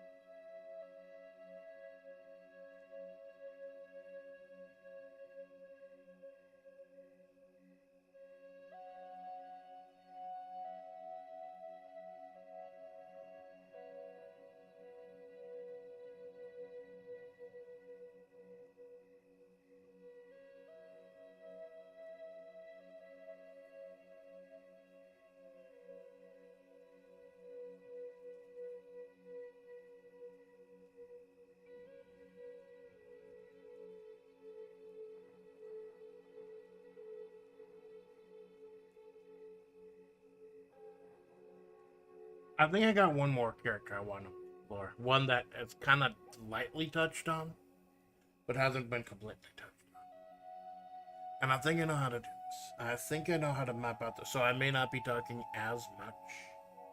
I really do want to do another writing stream where I just get ideas from people, and just but I've been trying to move the story forward. I've been trying to get to some kind of conclusion. I want to do more streams as other characters to kind of help with the normal streams do that as well. It just opportunities have not popped up yet. I just need the right game, or the right reason, or the right thing, and I seem to be the only person who's interested in doing this shit. Like, I don't even know if Jawoon was working on his lore for a while, but now he just streams nothing but Left 4 Dead, too.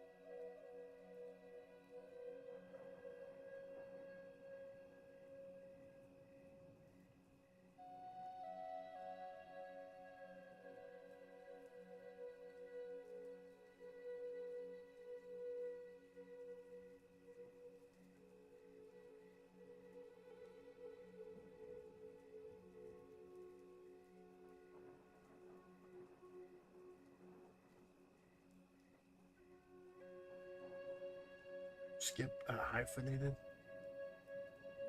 I don't know. I don't watch Naruto, and I don't know if time skip is hyphenated.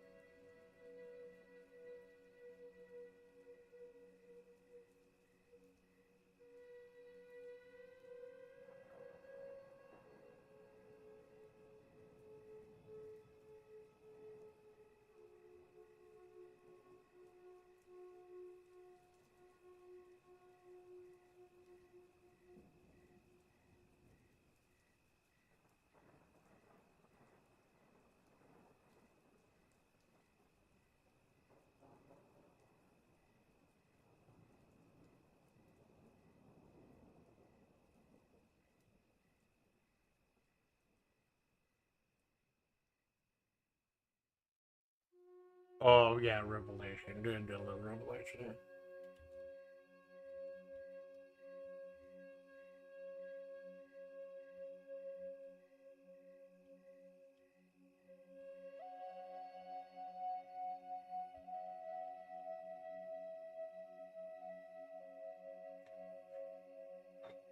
Keen's senses went on autopilot, the lethal living weapon that she was as she walked down those sacred waterways. In times long past, she watched the water flow alongside her, nourishing this land and all who called it home. Now Majavre was a desert, a dry perversion of the oasis it once was. According to Ma'i, now to the more known Mordors these days as Sand Ruby. To hear Sand Ruby tell it, the water dried up when the gods left in the wake of the Eldritch invasion. The question was what came first? The water drying up, the gods leaving, the Eldritch infestation, the war. The Keen, who at times skipped this horrific conflict, thanks to the gods wanted to keep her pure and untainted, was still piecing those together. And she didn't trust what Sand Ruby had to tell her.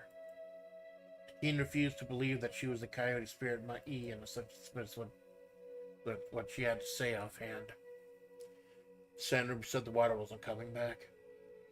And Alpha, while very tight-lipped about the future for not wanting to change it, stated that in her time, Majavre was still dry as a bone. So if Alpha, we don't know if Alpha Splatts is being honest. We don't even know if Alpha Splatts' true intentions. If she's a good person or a bad person, or what her real intentions are here. Because that may change regardless of what, depending on what happens to Amanda. But as of right now, Alpha says that in her time in the future, the situation is still not resolved. But yet we don't know when that time is or what that time is. We don't know how far back she's gone. Is it like a year, 2 years, 100 years? We don't fucking know. Is time still bent and broken? That might not even matter.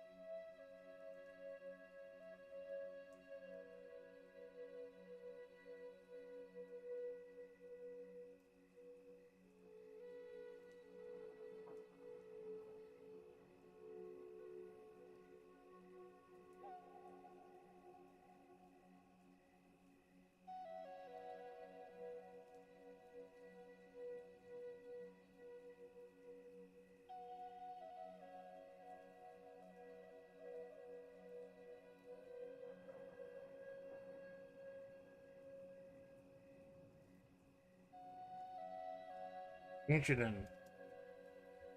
put ancient in quotation marks because we don't know how long ago it was. It was at least 15 years ago. Probably far more than that. Because it was Amanda was run over about 15 years ago. And she's been wandering Majavre for like 15 years with San Ruby with her.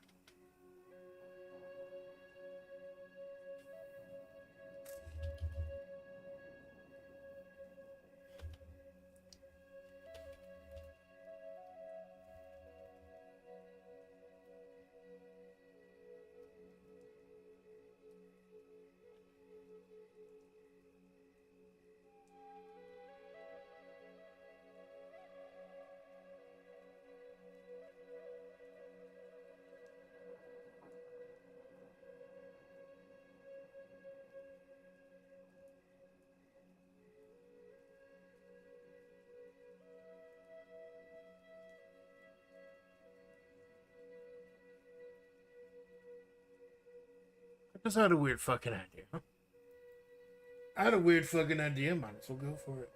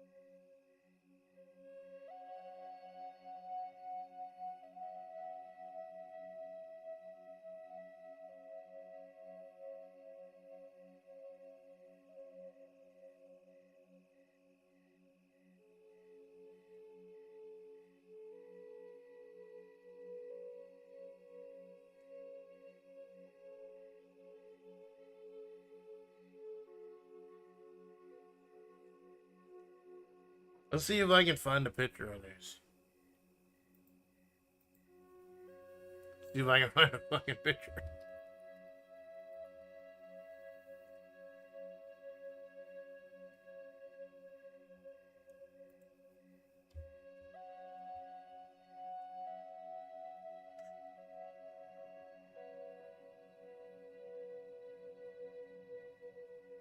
These used to be the fucking rage. These used to be all the fucking rage.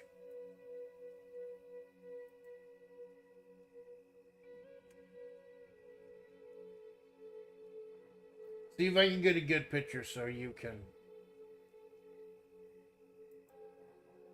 Yeah, this is a picture from Amazon. It should be legal. No, that's not good.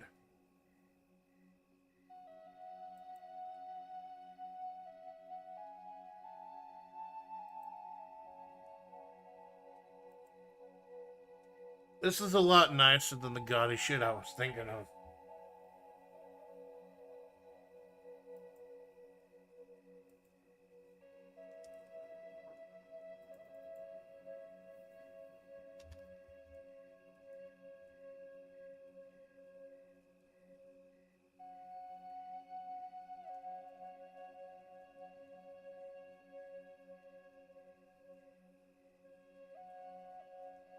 I'll let the AI look up the answer for that while I pull this up.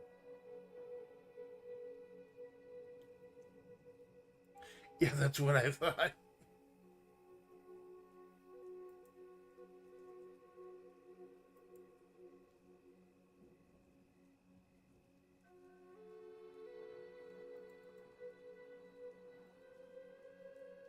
All you fucking fetuses out there probably have no idea what a beaded curtain is.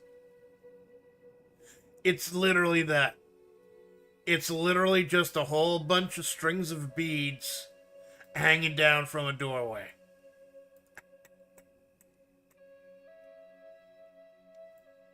A beaded fuck. I haven't thought about beaded curtains in years.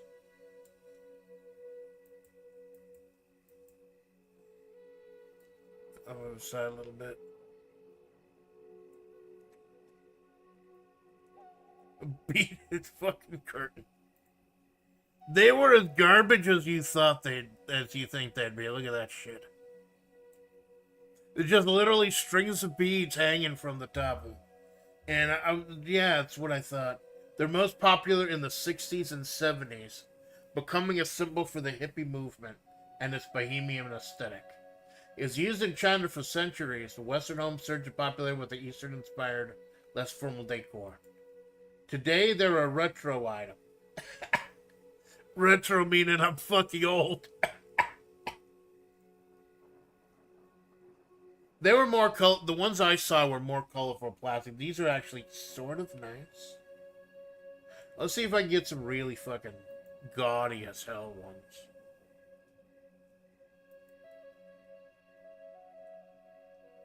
Gaudy as shit.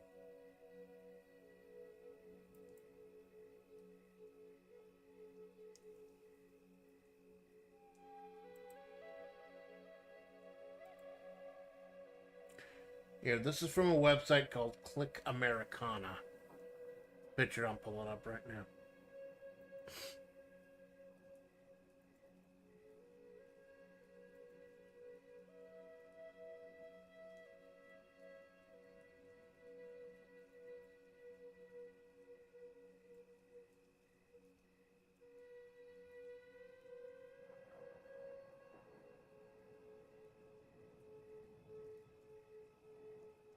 Look at this shit. It was literally just beads hanging from a doorway with no fucking door. I've been to homes, like, I'm not that old. I'm not 60s, 70s. I just knew people who were, like, way behind the fucking times. And had beaded curtains. I mean, that would be funny if she had beaded curtains. Blocking off shit.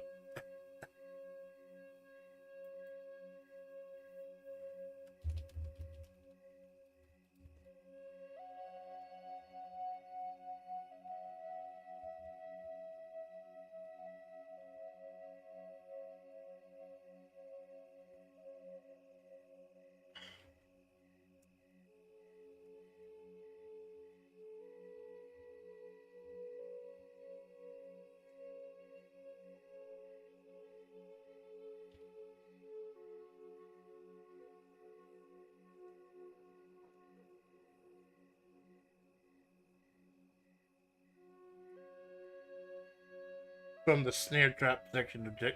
Fucking yeah. Exactly. Exactly, man. And I can't fucking believe I'm gonna say this. But at one point, I was thinking of getting some fucking beaded curtains for my apartment. Using it to kind of delineate or lineate like between the area between my workstation and where I sleep and stuff. Until I just piled everything in the same corner of the fucking room.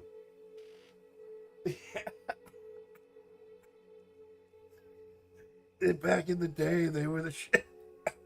No privacy, man. No doors. You want to get your hair cut at the door at every turn? Then we do have the thing for that fucking happened. Yes, yes, Chase, that fucking happened. It fucking did.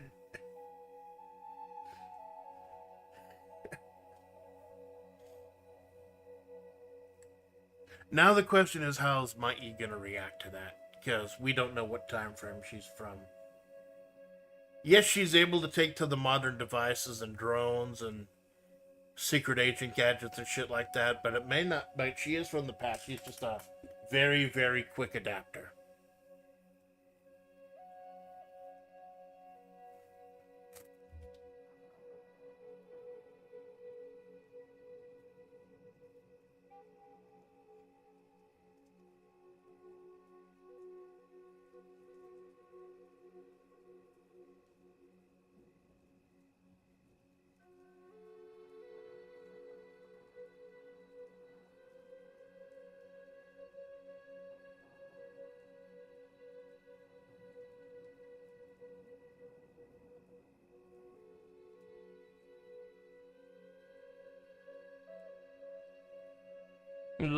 Little preview for next month.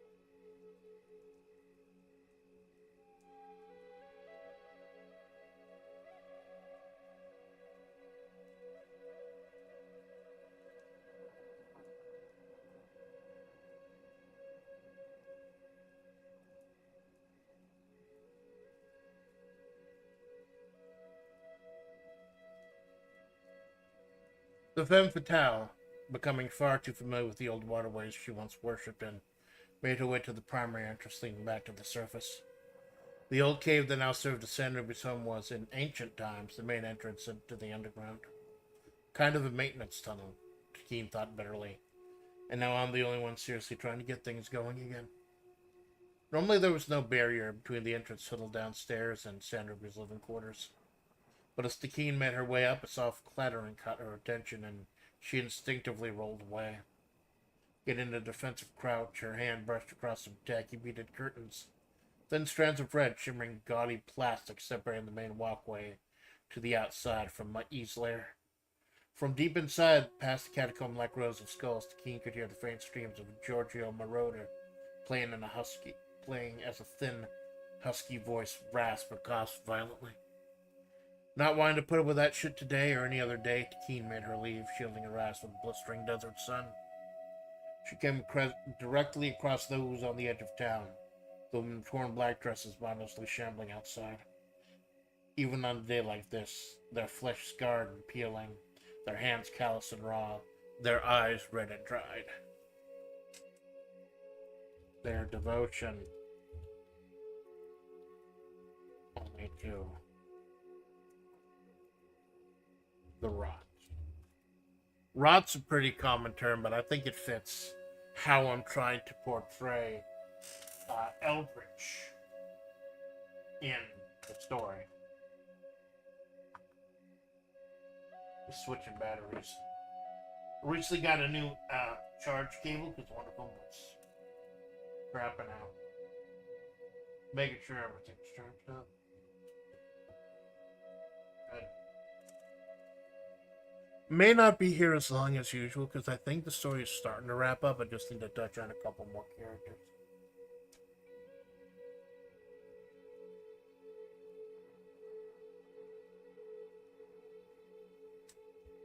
Let me just quickly look up something before we continue.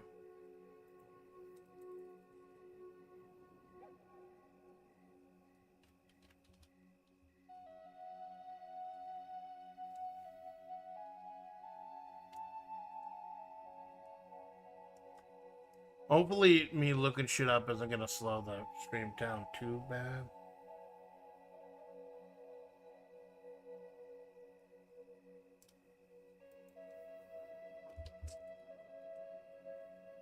Because, like, I don't have a game going or anything.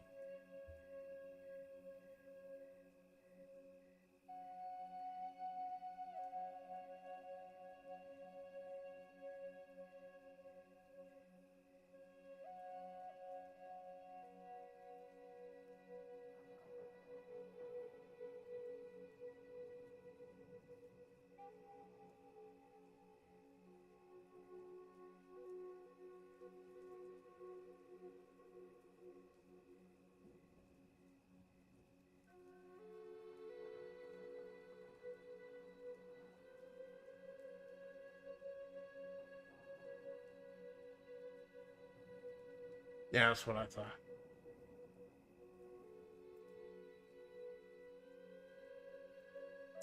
Don't look at the numbers.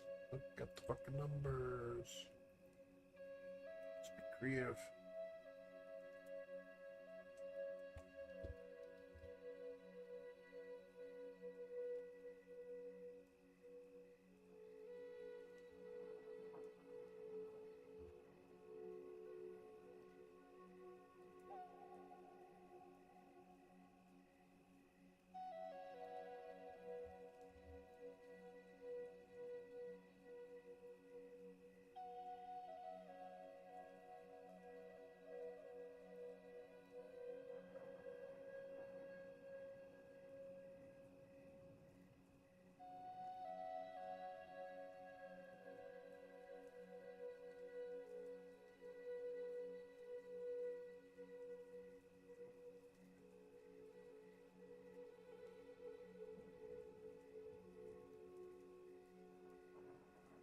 Fuck, I keep gotta look it up. I want to make sure I got the right word.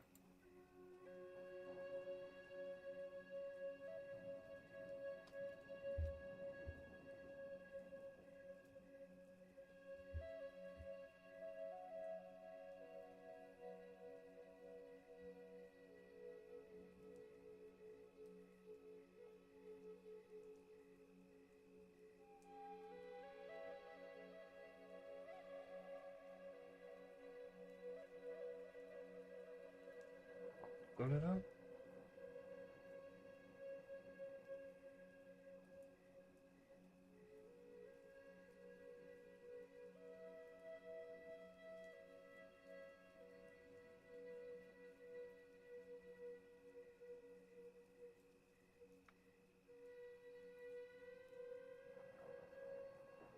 That's interesting.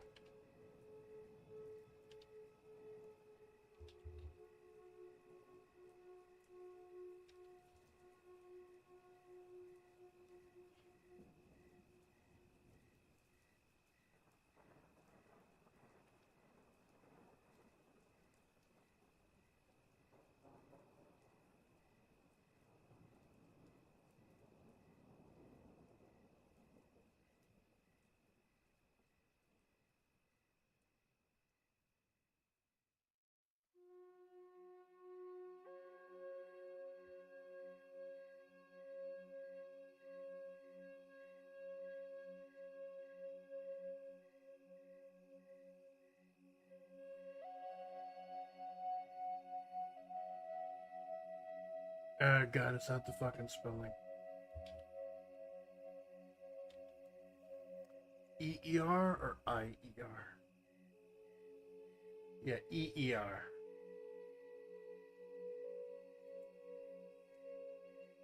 Yes, cannoneer is E-E-R.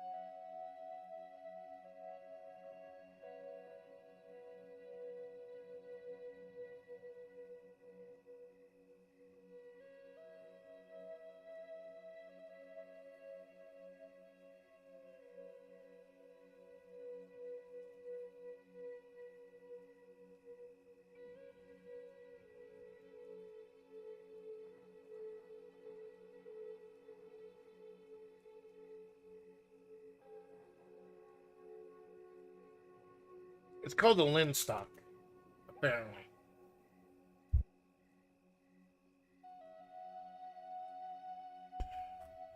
Yeah, I had the cannoneer appear in a previous chapter. I wanted to expand her a little bit because she's kind of a tie between Bun Bun and the Red Desert Army and those on the edge of town, having been a former Red Desert Army soldier. Plus, I just like the thought that there's someone with a fucking cannon out there. Just a cannon. King could hear faint strains of Giorgio Moroder playing as a husky, thin voice rasp and cough violently. Not wanting to put up with that shit today or any other day. Teen made her leave, shielding her eyes from the blistering desert sun. She came directly across those on the edge of town. The women in torn black dresses mindlessly shambling outside even on a day like this. Their flesh scarred and peeling, their hands calloused and raw, their eyes red and dry, their devotion only to the rot. Those on the edge of town were originally supposed to be the bad guys. You remember the story I did with long ago with General Bun Bun and Redleg, another one of those on the edge of town. But when Sandy stopped being a villain and started actually being a main character, those on the edge of town stopped being villains and become more of a tragic group. They may need to be saved, or they may be beyond saving. It all depends. I guess it's kind of like Fallout, where there are different endings for different things that can happen. The only, specifically, her eyes fell on an amber-haired woman with eyes as red and dry, as vacant as the rest. The only thing that made this homely girl stand out was the large antique cannon sitting at her feet, and the long pointed staff in her hands with a wick at the end, and a sharpened linstock used to engage that cannon whenever necessary. The cannoneer, a sad soul who had long ago since lost her name, stared at Takeen, then back at the cave of her master, then back at Takeen. She slowly put the pieces together, but jammed them through in the wrong way, reaching for a lighter to set off the linstock.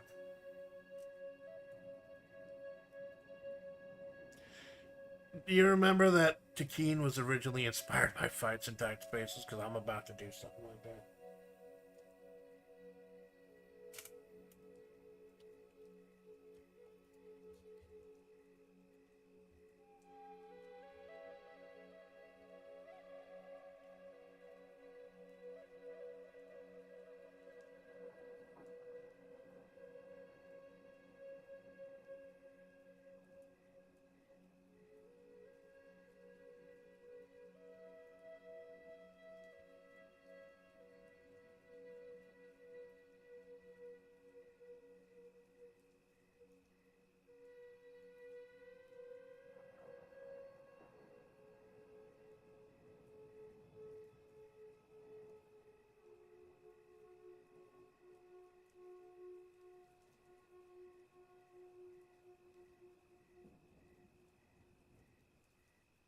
Oh god, I think I know how this chapter is gonna end now. It just fucking hits.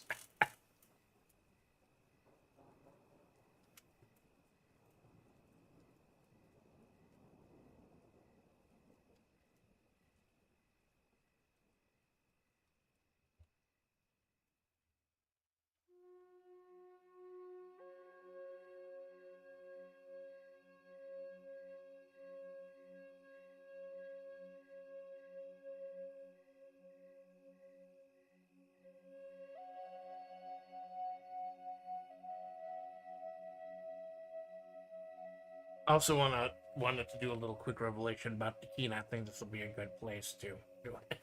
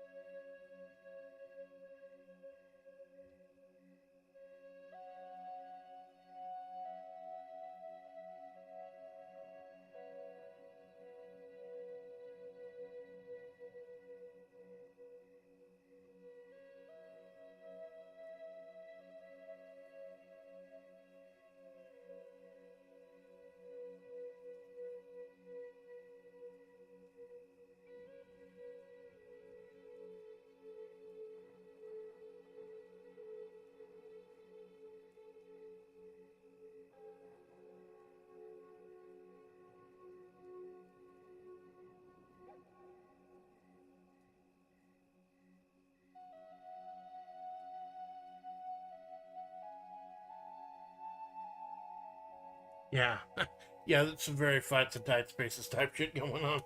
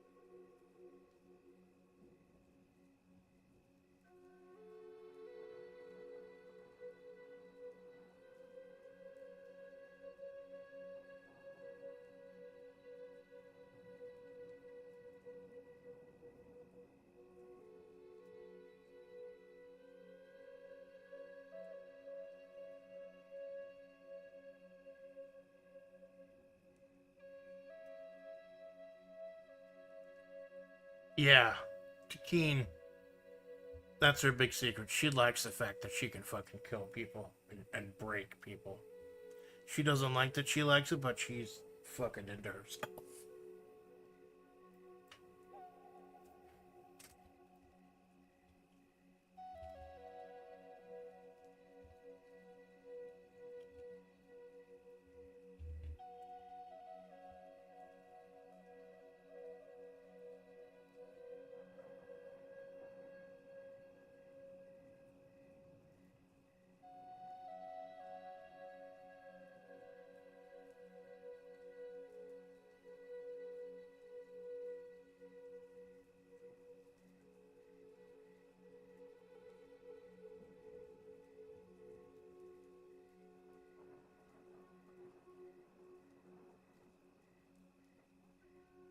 This is why, even when I'm not feeling a story, when I'm not feeling doing something or writing something, I like to try anyways. Because sometimes things really get fucking going. Sometimes things get really going. And I end up surprising myself.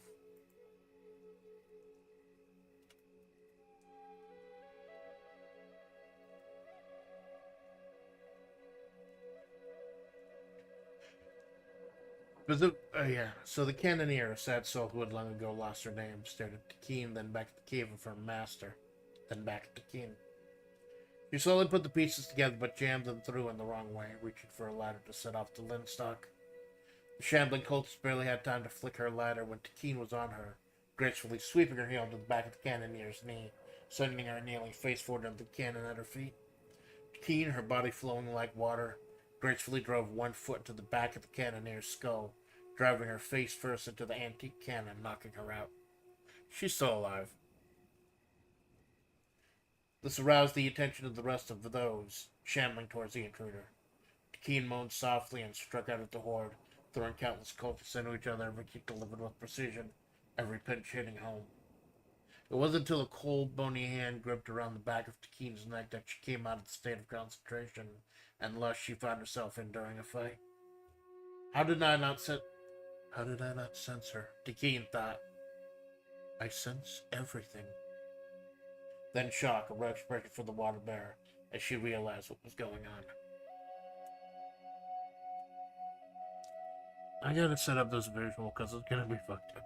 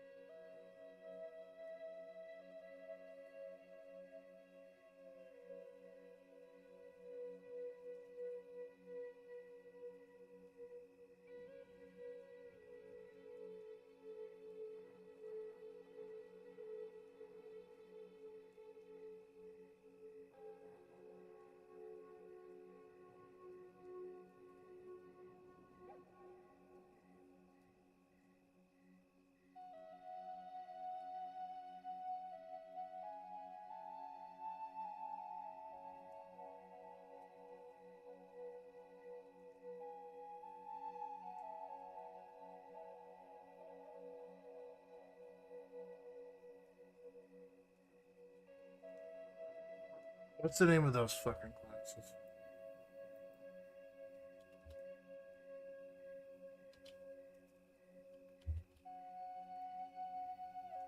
The ones that look like lines.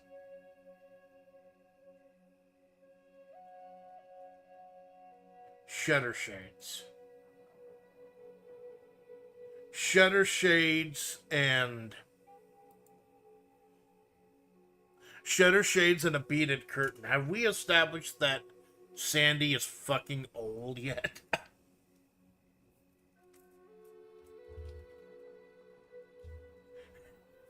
Fucking old, that's the point.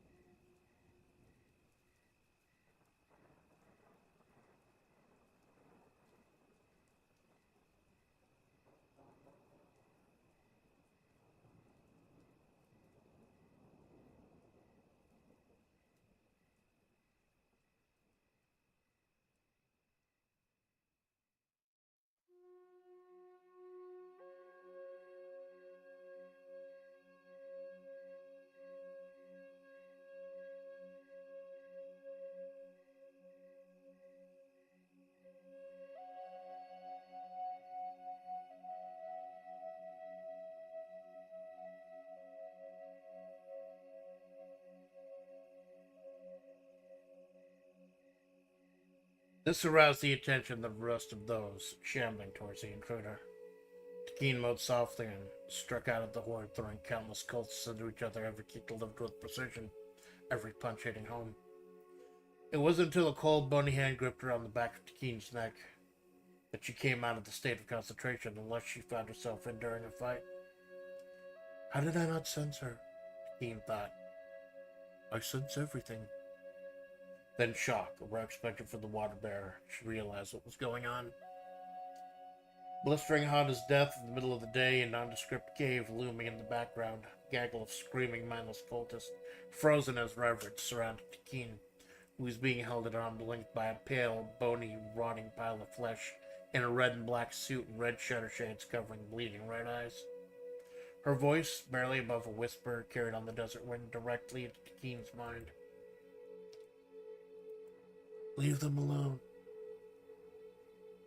With that, Sanruby tossed Tekeen aside like refuse, attending instead to the cannoneer who, while unconscious, did not seem to have any injuries past some bruising and a chipped tooth. Tekeen, as a last resort, pulled out her standard issue revolver and pointed it at Sanruby, slowly backing away. Let them go, Tekeen shouted out. Set them free. Sanruby just briefly looked up, staring at Tekeen behind those slitted shades. I'm trying. Yeah, the plan is, unless I get inspired for something else, if you've seen the thumbnails, the plan is, like, I want to do more Sanruby in October. So the big writing about how Sanruby used to run this town, what she used to be like, I'm gonna save that for then. That's why I'm kind of hinting at it right now. Well, I think, unless I come up with another idea, another video or something, I think we're almost done here. I just need to wrap it up in a satisfying way.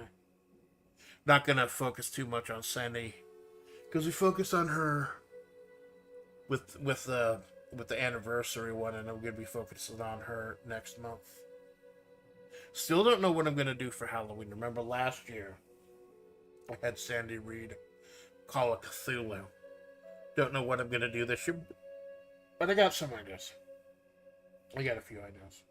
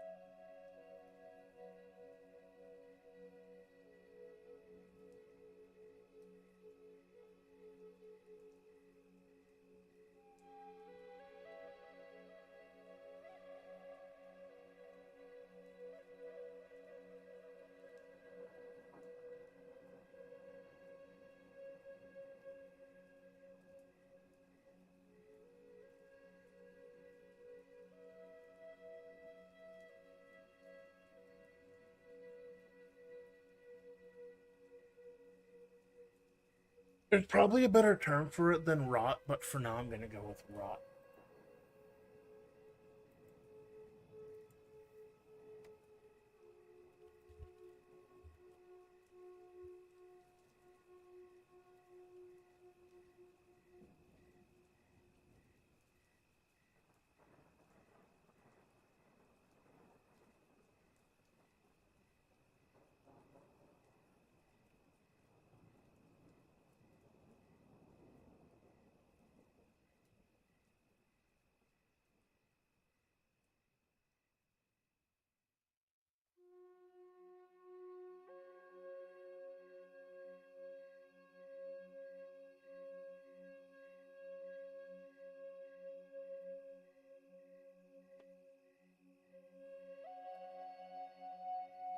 Keen, never taking her eyes off of the tainted god, disappeared into the sands of Majavre. Still untouched by the rot, as she found another hatch leading back to the underground waterways and disappeared back down into the sacred paths. This left Ma'i to tend to her flock, the misguided cult worshipping her simply because they sensed the rot within her. So blind in her devotion that they didn't even listen to Ma'i herself. I failed you girls before, she thought grudgingly. I'll be damned if I fail you again.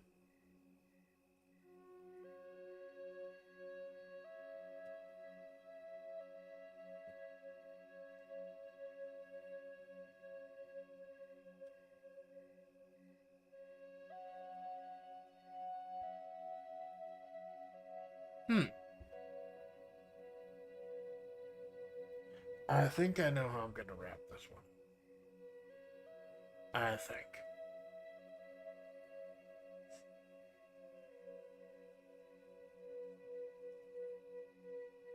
I think it get and it'll probably be enough. Yeah, I think. It's always so good, like even if it's the dumbest fucking shit. It's always so nice when like an idea clicks or a story clicks and I know how I want to do something. But I also got to be careful I don't give away too much.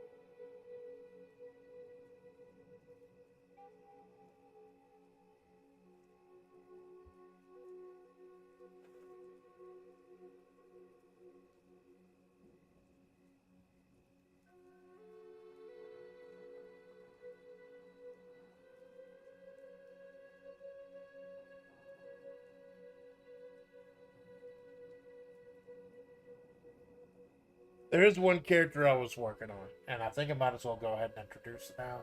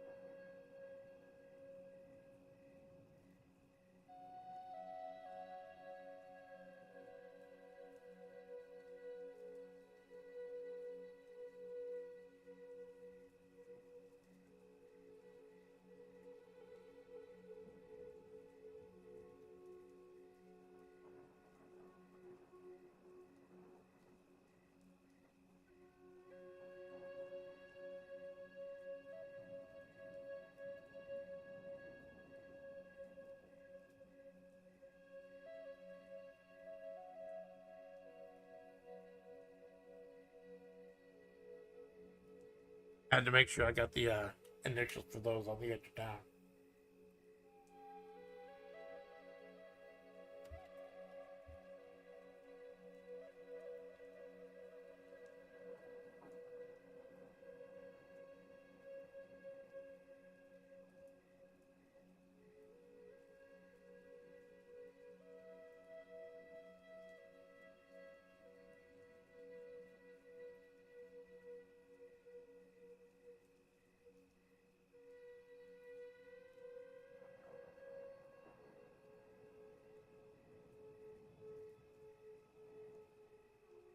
Hold on. I need to look up something else too.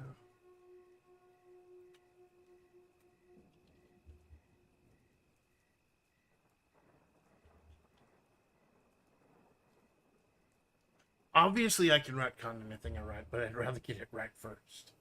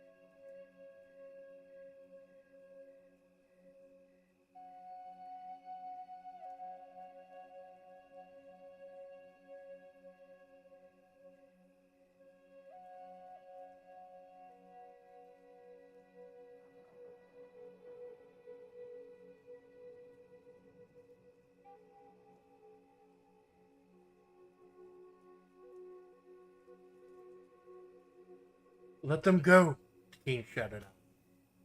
Set them free. San Ruby just briefly looked up, staring to Keen behind those slitted shades. I'm trying. Keen, never taking her eyes off the tainted god, disappeared into the sands of Majavre.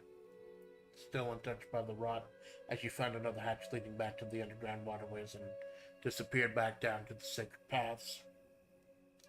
This left me to tend to her flock, the misguided cult worshipping her simply because they sensed the rot within her. So blind in her devotion that they didn't even listen to my ear self. I failed you girls before, she thought grudgingly. I'll be damned if I fail you again. A few minutes later, back at the nearly vacant Desert Salt LLC offices, nearly vacant as most of the managerial staff, which now included Amanda, had started working from home due to how dangerous those roads were. The phone slowly hummed to life. A bronze hand picked up the phone, brushing a lock of stray, straight blonde hair past pouty red lips, reading the text. Cancel tonight. Need to patch up those on the edge of town. Rain check. The figure sighed, whipping her hair back, adjusting the crushed velvet black vest over the green business shirt. As she looked out over the blinds, watching the essential workers of Desert Salt LLC toiling away in the salt mines from the comfort of her own portable. She reached over, grabbing her phone, sighing, "How c'est la vie," as she made a call.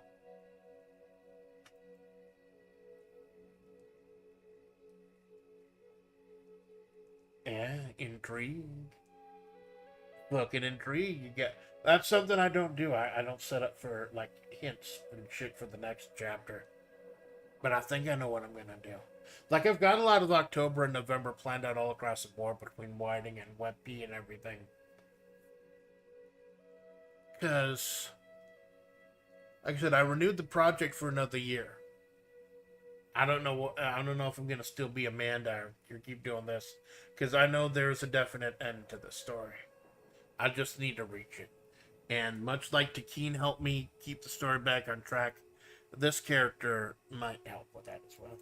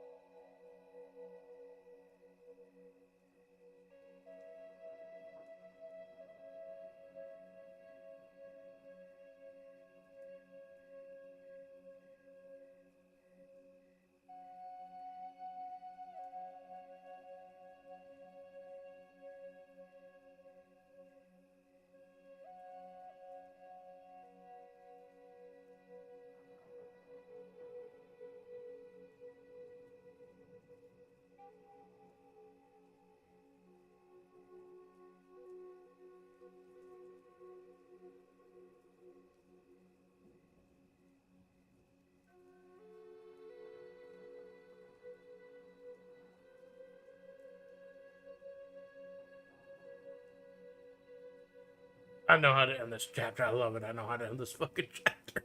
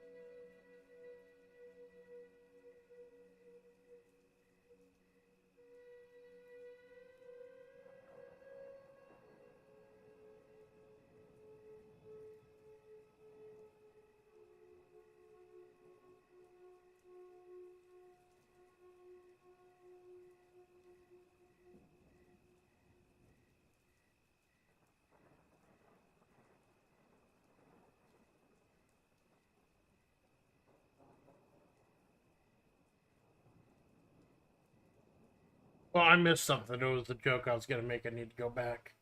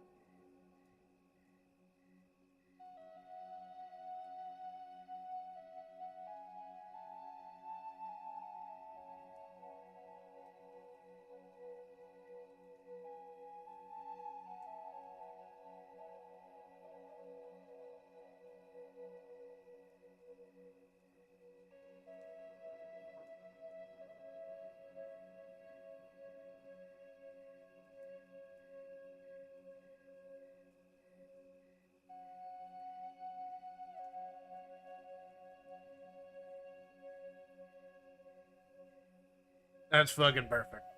It's fucking perfect.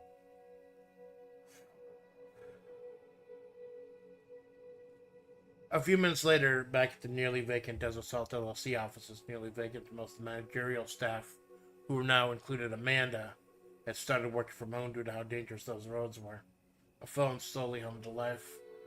A bronzed hand picked up the phone, brushing a lock of stray, straight blonde hair past powdered red lips, reading the text. Cancel tonight. Need to patch up TOTOT. Rain check. The figure sighed, whipping her hair back, adjusting the crushed velvet black vest over the green business shirt as she looked out the blinds, watching the essential workers of Desert Salt LLC toiling away in the salt mines at the comfort of her own portable. No, purple. I'm trying to remember. Every character is guy. I think someone has green. Takina's aquamarine. Amanda's yellow and black. Sandy is red and white. Sand Ruby is black and gray. Alpha is black and gray. Though it's usually just a black bikini, if that. The Rattlers are yellow.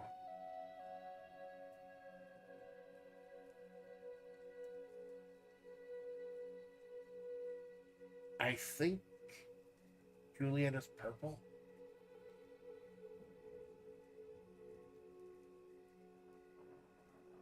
I don't think anyone's orange. Rudy, yeah, Bun Bun is red. Okay, Bun Bun's red and black. Sandy's red and white. Amanda's yellow and black. Takina's aquamarine. Alpha is black or black and gray. Juliet's purple. Orange. I don't think I've assigned orange to anyone yet. It would be an orange shirt.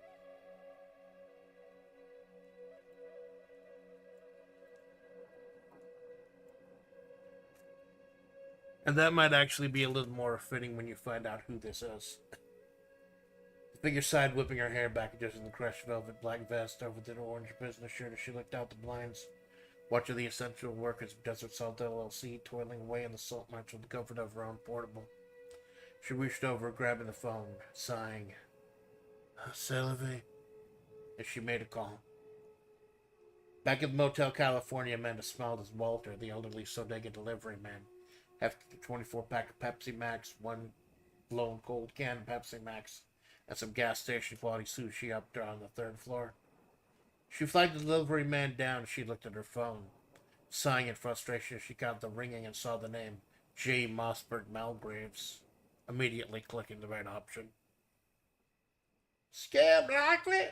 Old Walter chortled out, catching his breath as the man slipped a couple dollars under the table for his trouble. Work trying to call me in. They don't get it. When I'm in, I'm the best fucking employee, the hardest fucking worker. But after work, I don't fucking exist. I got other shit to do." "That's fair enough," Walter replied. "Just curious, if you don't mind me asking.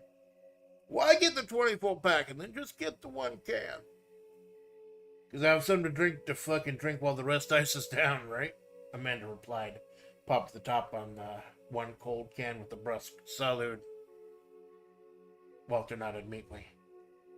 "And just what does a pretty young lady like you do in her spare time?" Amanda held back a chuckle, knowing full well she wasn't pretty or young and barely qualified as a lady.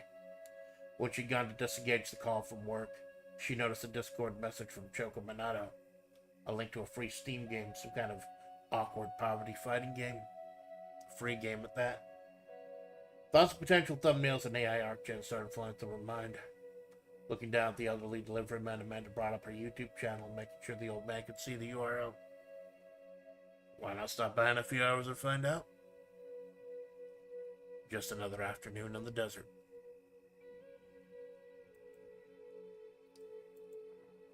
I think that was really nice for what it was. Nothing groundbreaking, nothing epic, nothing earth-shaking. But a nice little recap, a nice look at the cast, like 1 year in, where we are in the story, a nice little update. Something that if there's like anyone new to the channel, they could check it out and at least kind of get caught up with who the cast is. Yeah, I like that. So I'm going to go ahead and use the rest one more time, because, you know, at the end of these streams, I always like to read the full thing over. Not just, like, partially for anyone who missed the story. Wants to catch the recap, you can fast forward to the end and get the story itself. And I also like to do it kind of proofread myself. So, BRB. And when I come back, full story read, full chapter read, and send you off. BRB.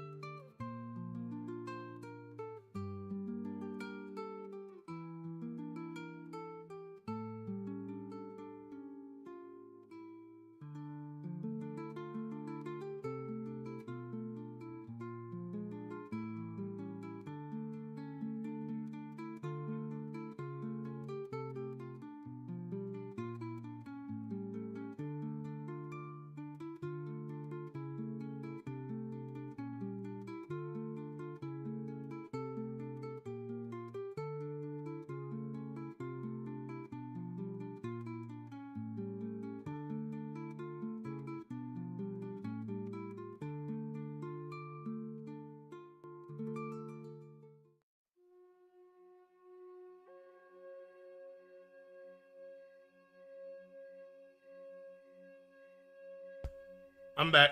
Welcome back. Thank you, Jinx. I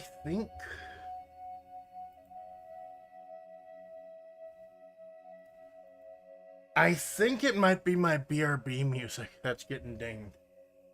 Because while I was writing the whole story and everything, I didn't get the detected content thing. But it might be the BRB music. Because I came back from using the restroom. And I got the thing, hey, we've detected content. I'd be careful of that in the future. I had a major revelation about the story while I was on the toilet. No lie, that's how it fucking happens. It's either when I'm waking up, when I'm on the toilet, or when I'm in the shower. I have these massive fucking revelations. Massive fucking ideas for the story. I don't question it. I don't question why it's like that. It just fucking is. Heads up, we detected audio. Fuck, no, it is the BGM. Let's change it again.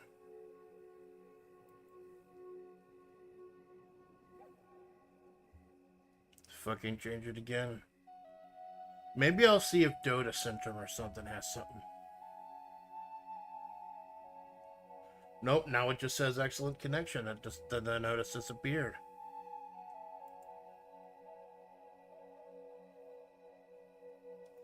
Let's see if I can at least, with my normal BGM.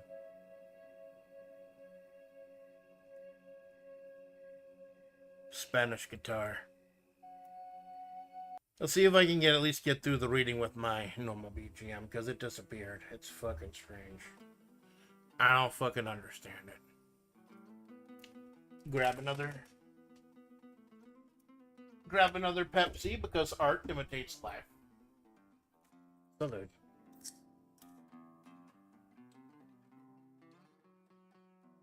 Here we go. The last story was a wrap-up of the situation in the world. This is a little wrap-up of the actual cast of characters as it stands.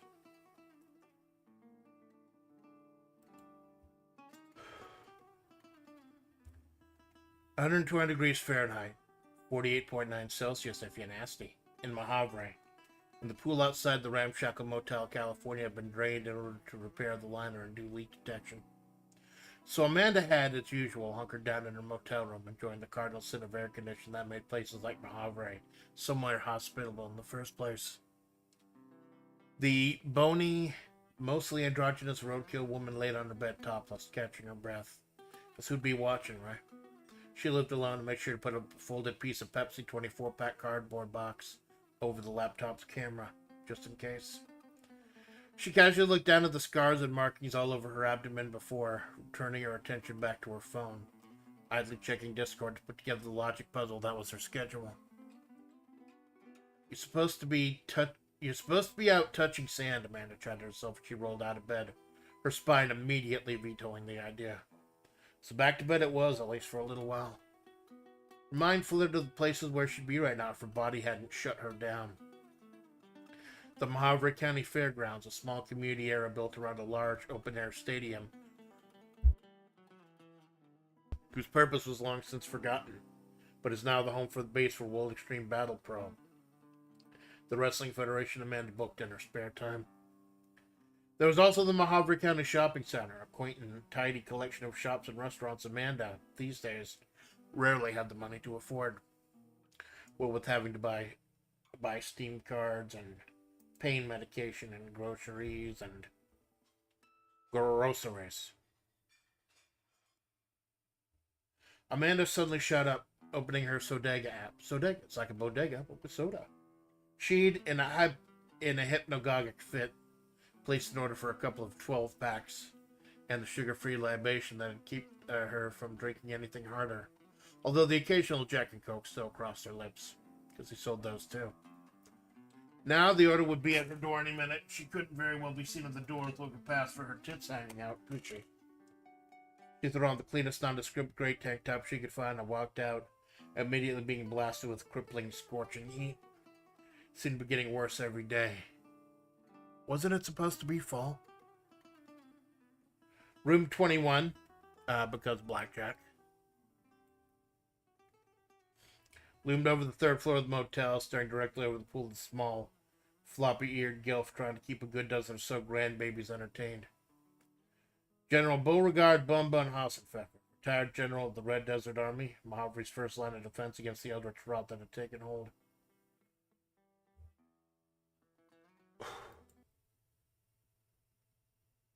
One wouldn't think this lagomorph of a bunny woman and think she was a master tactician and stalwart soldier.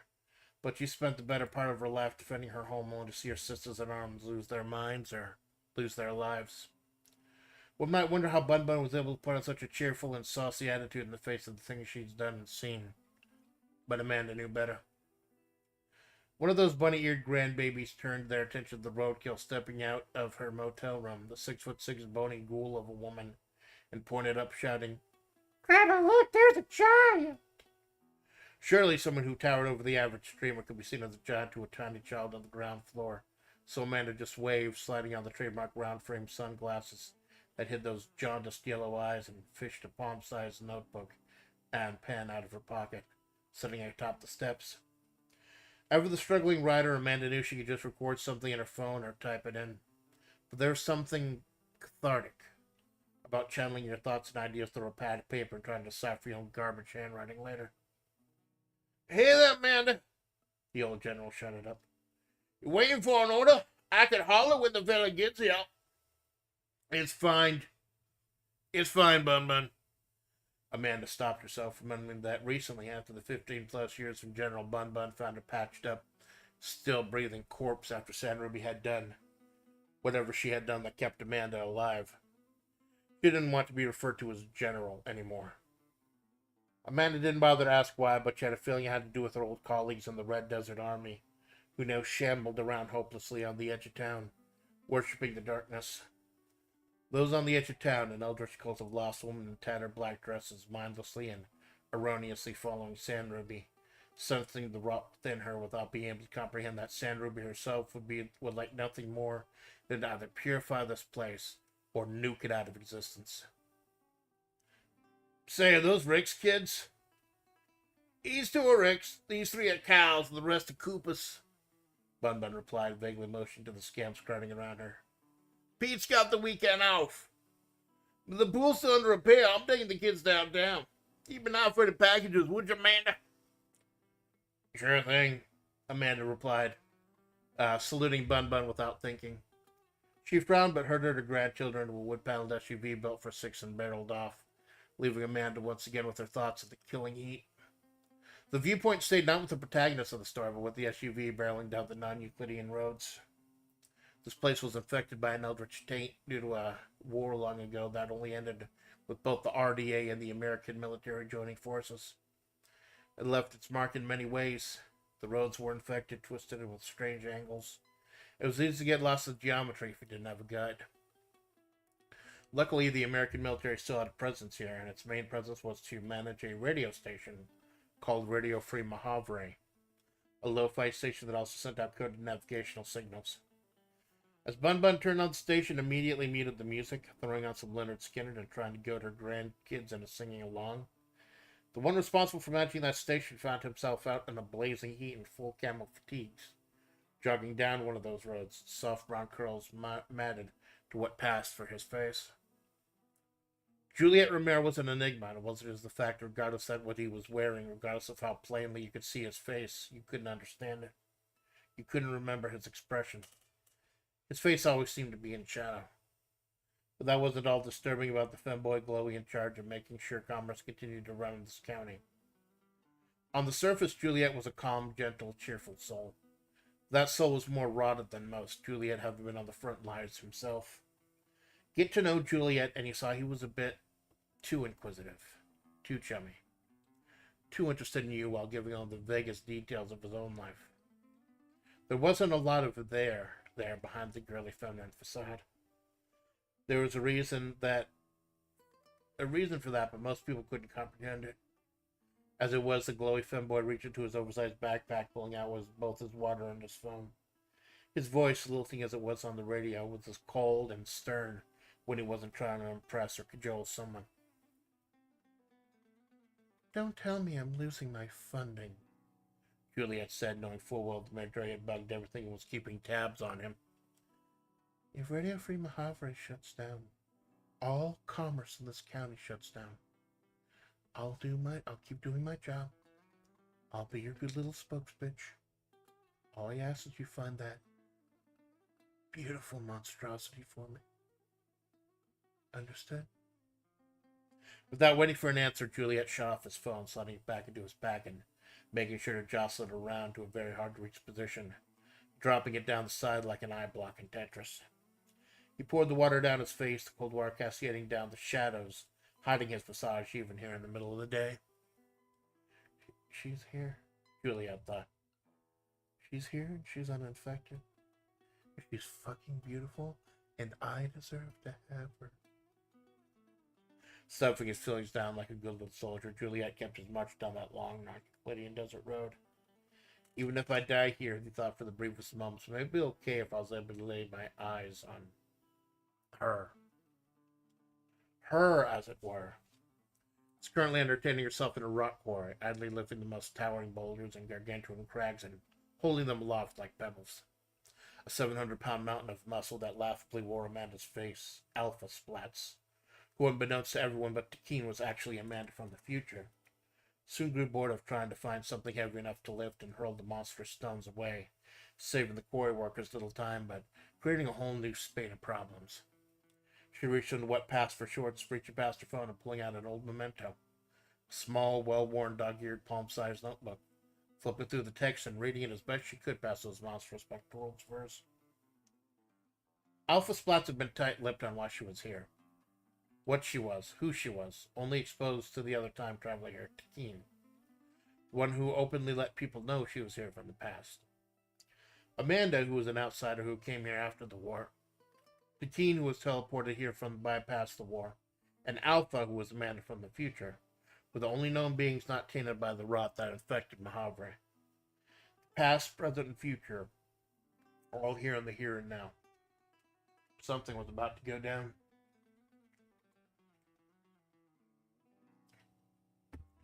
Alpha, smart enough to keep her lips zipped lest she changed the past, and needing to save that for a critical point, flipped through the old well-worn notebook that Amanda, back at the Motel California, was idly writing in, making sure this was the one marked with today's date and time. Nothing groundbreaking happened today, Alpha parsed by reading, just some potential bugger for WebP and a couple of songs Amanda was going to look up later. Alpha, looking past those shelf-like pecs that she flexed a few times just for her own amusement, pulled out her phone and pulled up one of the songs, listening to it at the exact moment her past self was humming the melody and trying to figure out the song she'd eventually write down in that very notebook. Time travel is weird. The hulking titan, the one a certain femboy had an obsession with, slowly clawed her way out of the quarry. Nothing important happened today, she remembered, so needed to go and possibly mess up events with her presence. Besides, the pool wasn't even working, no point in showing off there. Maybe a trip to the fairgrounds was in order, Alpha thought, below the minds of some of the big meaty men slapping meat down there. She checked her phone one last time, making sure there's no correspondence from Takeen. She unknowingly started singing the exact same song Amanda was singing right now, flipping through the very words Amanda was writing at this very moment. It blew Alpha's mind as she thought about it too hard, so she turned her thoughts back to her ridiculous Titan physique. When I find out how this happens, Alpha thought about her to herself. Gonna blow my fucking mind. A stiff chuckle, forcing those pectorals to bounce a bit. Alpha made her way down those non-Euclidean roads, not needing the guidance that people like Bun Bun or Juliet or Amanda did. In a way, she'd already conquered this place once. The other end of the equation, a far-night meets her of it, just traveling underground. While the roads above her were still bent and broken as space-time itself was, down underneath Majavre, the holy waterways, in the state of despair that they were still sacred. Agent Takeen, the busty Navajo woman with the long aquamarine hair and the crisp business suit that was all the rage with the woman of Majavre, sat alone in those almost catacomb-like waterways, being devoid of water for the longest time. having been devoid of water for the longest time. This place was once a holy place, a sacred place, one where the gods walked hand in hand with the faithful. Now it was as godless as any other place on earth, and Keen's heart broke every time she realized that. It was up to her and the water bearers, a small group of fellow-minded Majavre natives, to bring things back at any cost. And now Amanda, and by extension Alpha, had been pulled into this investigation.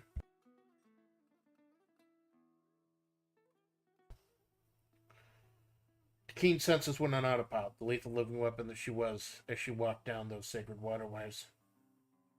In times long past, she watched the water flowing alongside her, nourishing this land and all those who called it home. Now Majavre was a desert, a dry perversion of the oasis it once was. According to Ma'id, there was known to the mortals of these days as Sand Ruby. To hear Sand Ruby tell it, the water dried up when the gods left, in the wake of the Eldritch invasion. The question was, what came first? The water drying up, the gods leaving, the Eldritch infestation, the war? Keen, who at times skipped this horrific conflict thanks to the gods wanted to keep her pure and untainted, was still piecing those together. And she didn't trust what Sand Ruby had to tell her. Keen refused to believe that she was the coyote spirit by E, and as such dismissed what she had to say offhand. Sand Ruby said the water wasn't coming back. And Alpha, while very tight-lipped about the future for not wanting to change it, stated that in her time, Majavre was still dry as a bone. The femme fatale, becoming far too familiar with the old waterway she once worshipped in, made her way to the primary entrance leading back to the surface. The old cave that now served as Sand Ruby's home was, in ancient times, the main entrance to the underground. Kind of maintenance tunnel, Keen thought bitterly. Now the only one seriously trying to get things going again. Normally there was no barrier between the entrance tunnel downstairs and Sand Ruby's living quarters. But as the key made her way up, a soft clattering caught her attention. She instinctively rolled away, getting in a defensive crouch. Her hand brushed across some tacky beaded curtains. Thin strands of red shimmering gaudy plastic separating the main walkway to the outside from Ma'id's lair. From deep inside, past the catacomb-like rows of skulls, Keen could hear the faint strains of Giorgio Moroder playing, as a husky, thin voice rasped and coughed violently. Not wanting to put up with that shit today or any other day, Keen made her leave, shielding her eyes from the blistering desert sun. She came directly across those on the edge of town. The woman in torn black dresses mindlessly shambling outside even on a day like this, their flesh scarred and peeling, their hands callous and raw, their eyes red and dry, their devotion only to the rot. Specifically, her eyes fell on an amber-haired woman with eyes as red and dry and vacant as the rest. The only thing that really made this homely girl stand out was the large antique cannon sitting at her feet, the long pointed staff in her hands with the wick at the end, sharpened linstock they used to engage that cannon whenever necessary. The cannoneer, a sad soul who had long ago lost her name, stared at Keen, then back at the cave of her master, then back at Keen. She slowly put the pieces together, but jammed them through in the wrong way, reaching for the ladder to set off the linstock. The shambling cultist barely had time to flick her ladder when Keen was on her, gracefully sweeping her heel into the back of the cannoneer's knee, sending her kneeling face forward into the cannon at her feet. Keen, her body flowing like water, gracefully drove one foot in the back of the cannoneer's skull, driving her face first into the antique cannon, knocking her out. This aroused the attention of the rest of those, shambling towards the intruder. Keen moaned softly and struck out at the horde, throwing countless cultists into each other, every kick delivered with precision, every punch hitting home. It wasn't until a cold, bony hand gripped her around the back of Keen's neck that she came out of the state of concentration unless she found herself in during a fight. How did I not sense her? Keen thought. I sense everything. Then shock, a rare expression for the water bearer, as she realized what was going on. Blistering hot as death in the middle of the day, a nondescript cave looming in the background. A gaggle of screaming, mindless cultists frozen in reverence, surrounding Keen, who was being held at arm's length by a pale, bony, rotting pile of flesh, and the red and black suit and red shutter shades covering bleeding red eyes. Her voice, barely above a whisper, carried on the desert wind directly into Keen's mind. Leave them alone. With that, Sand Ruby tossed Keen's aside like refuse, turning instead of the cannoneer, who, While unconscious, did not seem to have any injuries, past some bruising and a chipped tooth. Keen as the last resort, pulled out her standard issue revolver, pointed Sandra, was slowly backing away. Let them go, Keen shouted out. Set them free. Sandra just briefly looked up, staring at Keen behind those slitted shades. I'm trying. Keen, never taking her eyes off the tainted god, disappeared into the sounds of Majavre, still untouched by the rot, as she found another hatch leading back to the underground waterways, and disappeared back into the sacred depths. Perhaps this led Ma'i to tend to her flock, the misguided cult, worshipping her simply because they sensed the rot within her, so blind in her devotion that they didn't even listen to Ma'i herself.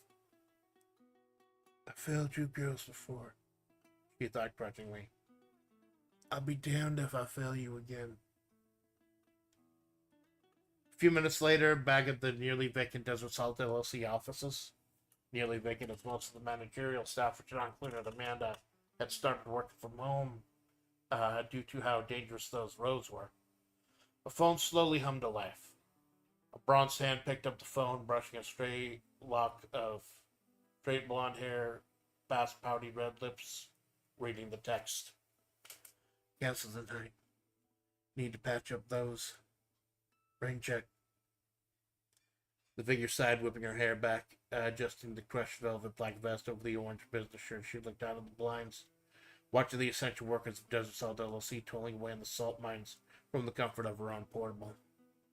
She reached over, grabbing the phone, sighing, C'est la vie, as she made the call. Back at the Motel California, Amanda smelled as Walter, the elderly Sodega delivery man, hefted a 24-pack of Pepsi Max, one little cold can of Pepsi Max, and some gas station quality sushi up on her third floor. She flagged the delivery man down as she looked at her phone, sighing in frustration as she caught the ringing and saw a name J. Mossberg Malgraves immediately, clicking the red option. Scam likely, old Walter chortled out, catching his breath as Amanda slipped a couple of dollars under the table for his trouble. Weren't trying to call me in. I don't get it. When I'm in, I'm the best fucking employee, the hardest fucking worker. But after work, I don't fucking exist. I got other shit to do. That's fair enough, Walter replied. Just curious, if you don't mind me asking. Why get the 24-pack, then just get one can? Because I have to have something to fucking drink while the rest ices down, right? Amanda replied, popping the top of the one cold can with the brusque salute. Walter nodded meekly. And what just was a pretty young lady like you doing a spare time? Amanda held back a chuckle, knowing full well she wasn't pretty or young and barely qualified as a lady. But she'd gone to disengage a call from work and noticed a Discord message from Choco Minato, a link to a free Steam game, some kind of awkward poverty fighting game. A free game at that. Thoughts of potential thumbnails and AI art gen started flowing through her mind. Looking down at the elderly deliveryman, Amanda brought up her YouTube channel, making sure the old man could see the URL. Why not stop by in a few hours and find out? Just another afternoon in the desert.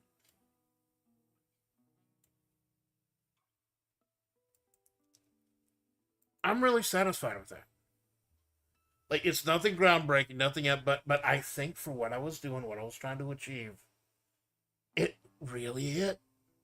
Just a little summary of each of the characters in Majavre, the cast so far, the advance of the rot in this place, hints of a new character, that J. Mossberg Malgraves, and hints of Sand Ruby looking completely different as we start to angle ourselves towards be smarting about Sand Ruby next month. And if you see the thumbnail for that, that's what she's wearing in that thumbnail, those slitted shades. I was trying to think of several different antique things, but from different time periods. Because remember, time was bent and broken back then, back before Amanda came. So I can get all types of old antiquities, old ancient shit together, and have it be the same time frame. I'm happy. Like, I had a bad night last night. I had a bad morning this morning. Really bad situation. And I almost canceled riding. I'm really fucking glad I didn't now, because a good riding session could put me right back up there, man. So yeah, nice little recap for any new people. Like, you get the gist of the story from reading that, listening to that. Although I do recommend you check out When Amanda Met Sandruby and Revelations, because those are two very important chapters as well. And next month I'll do Sandy.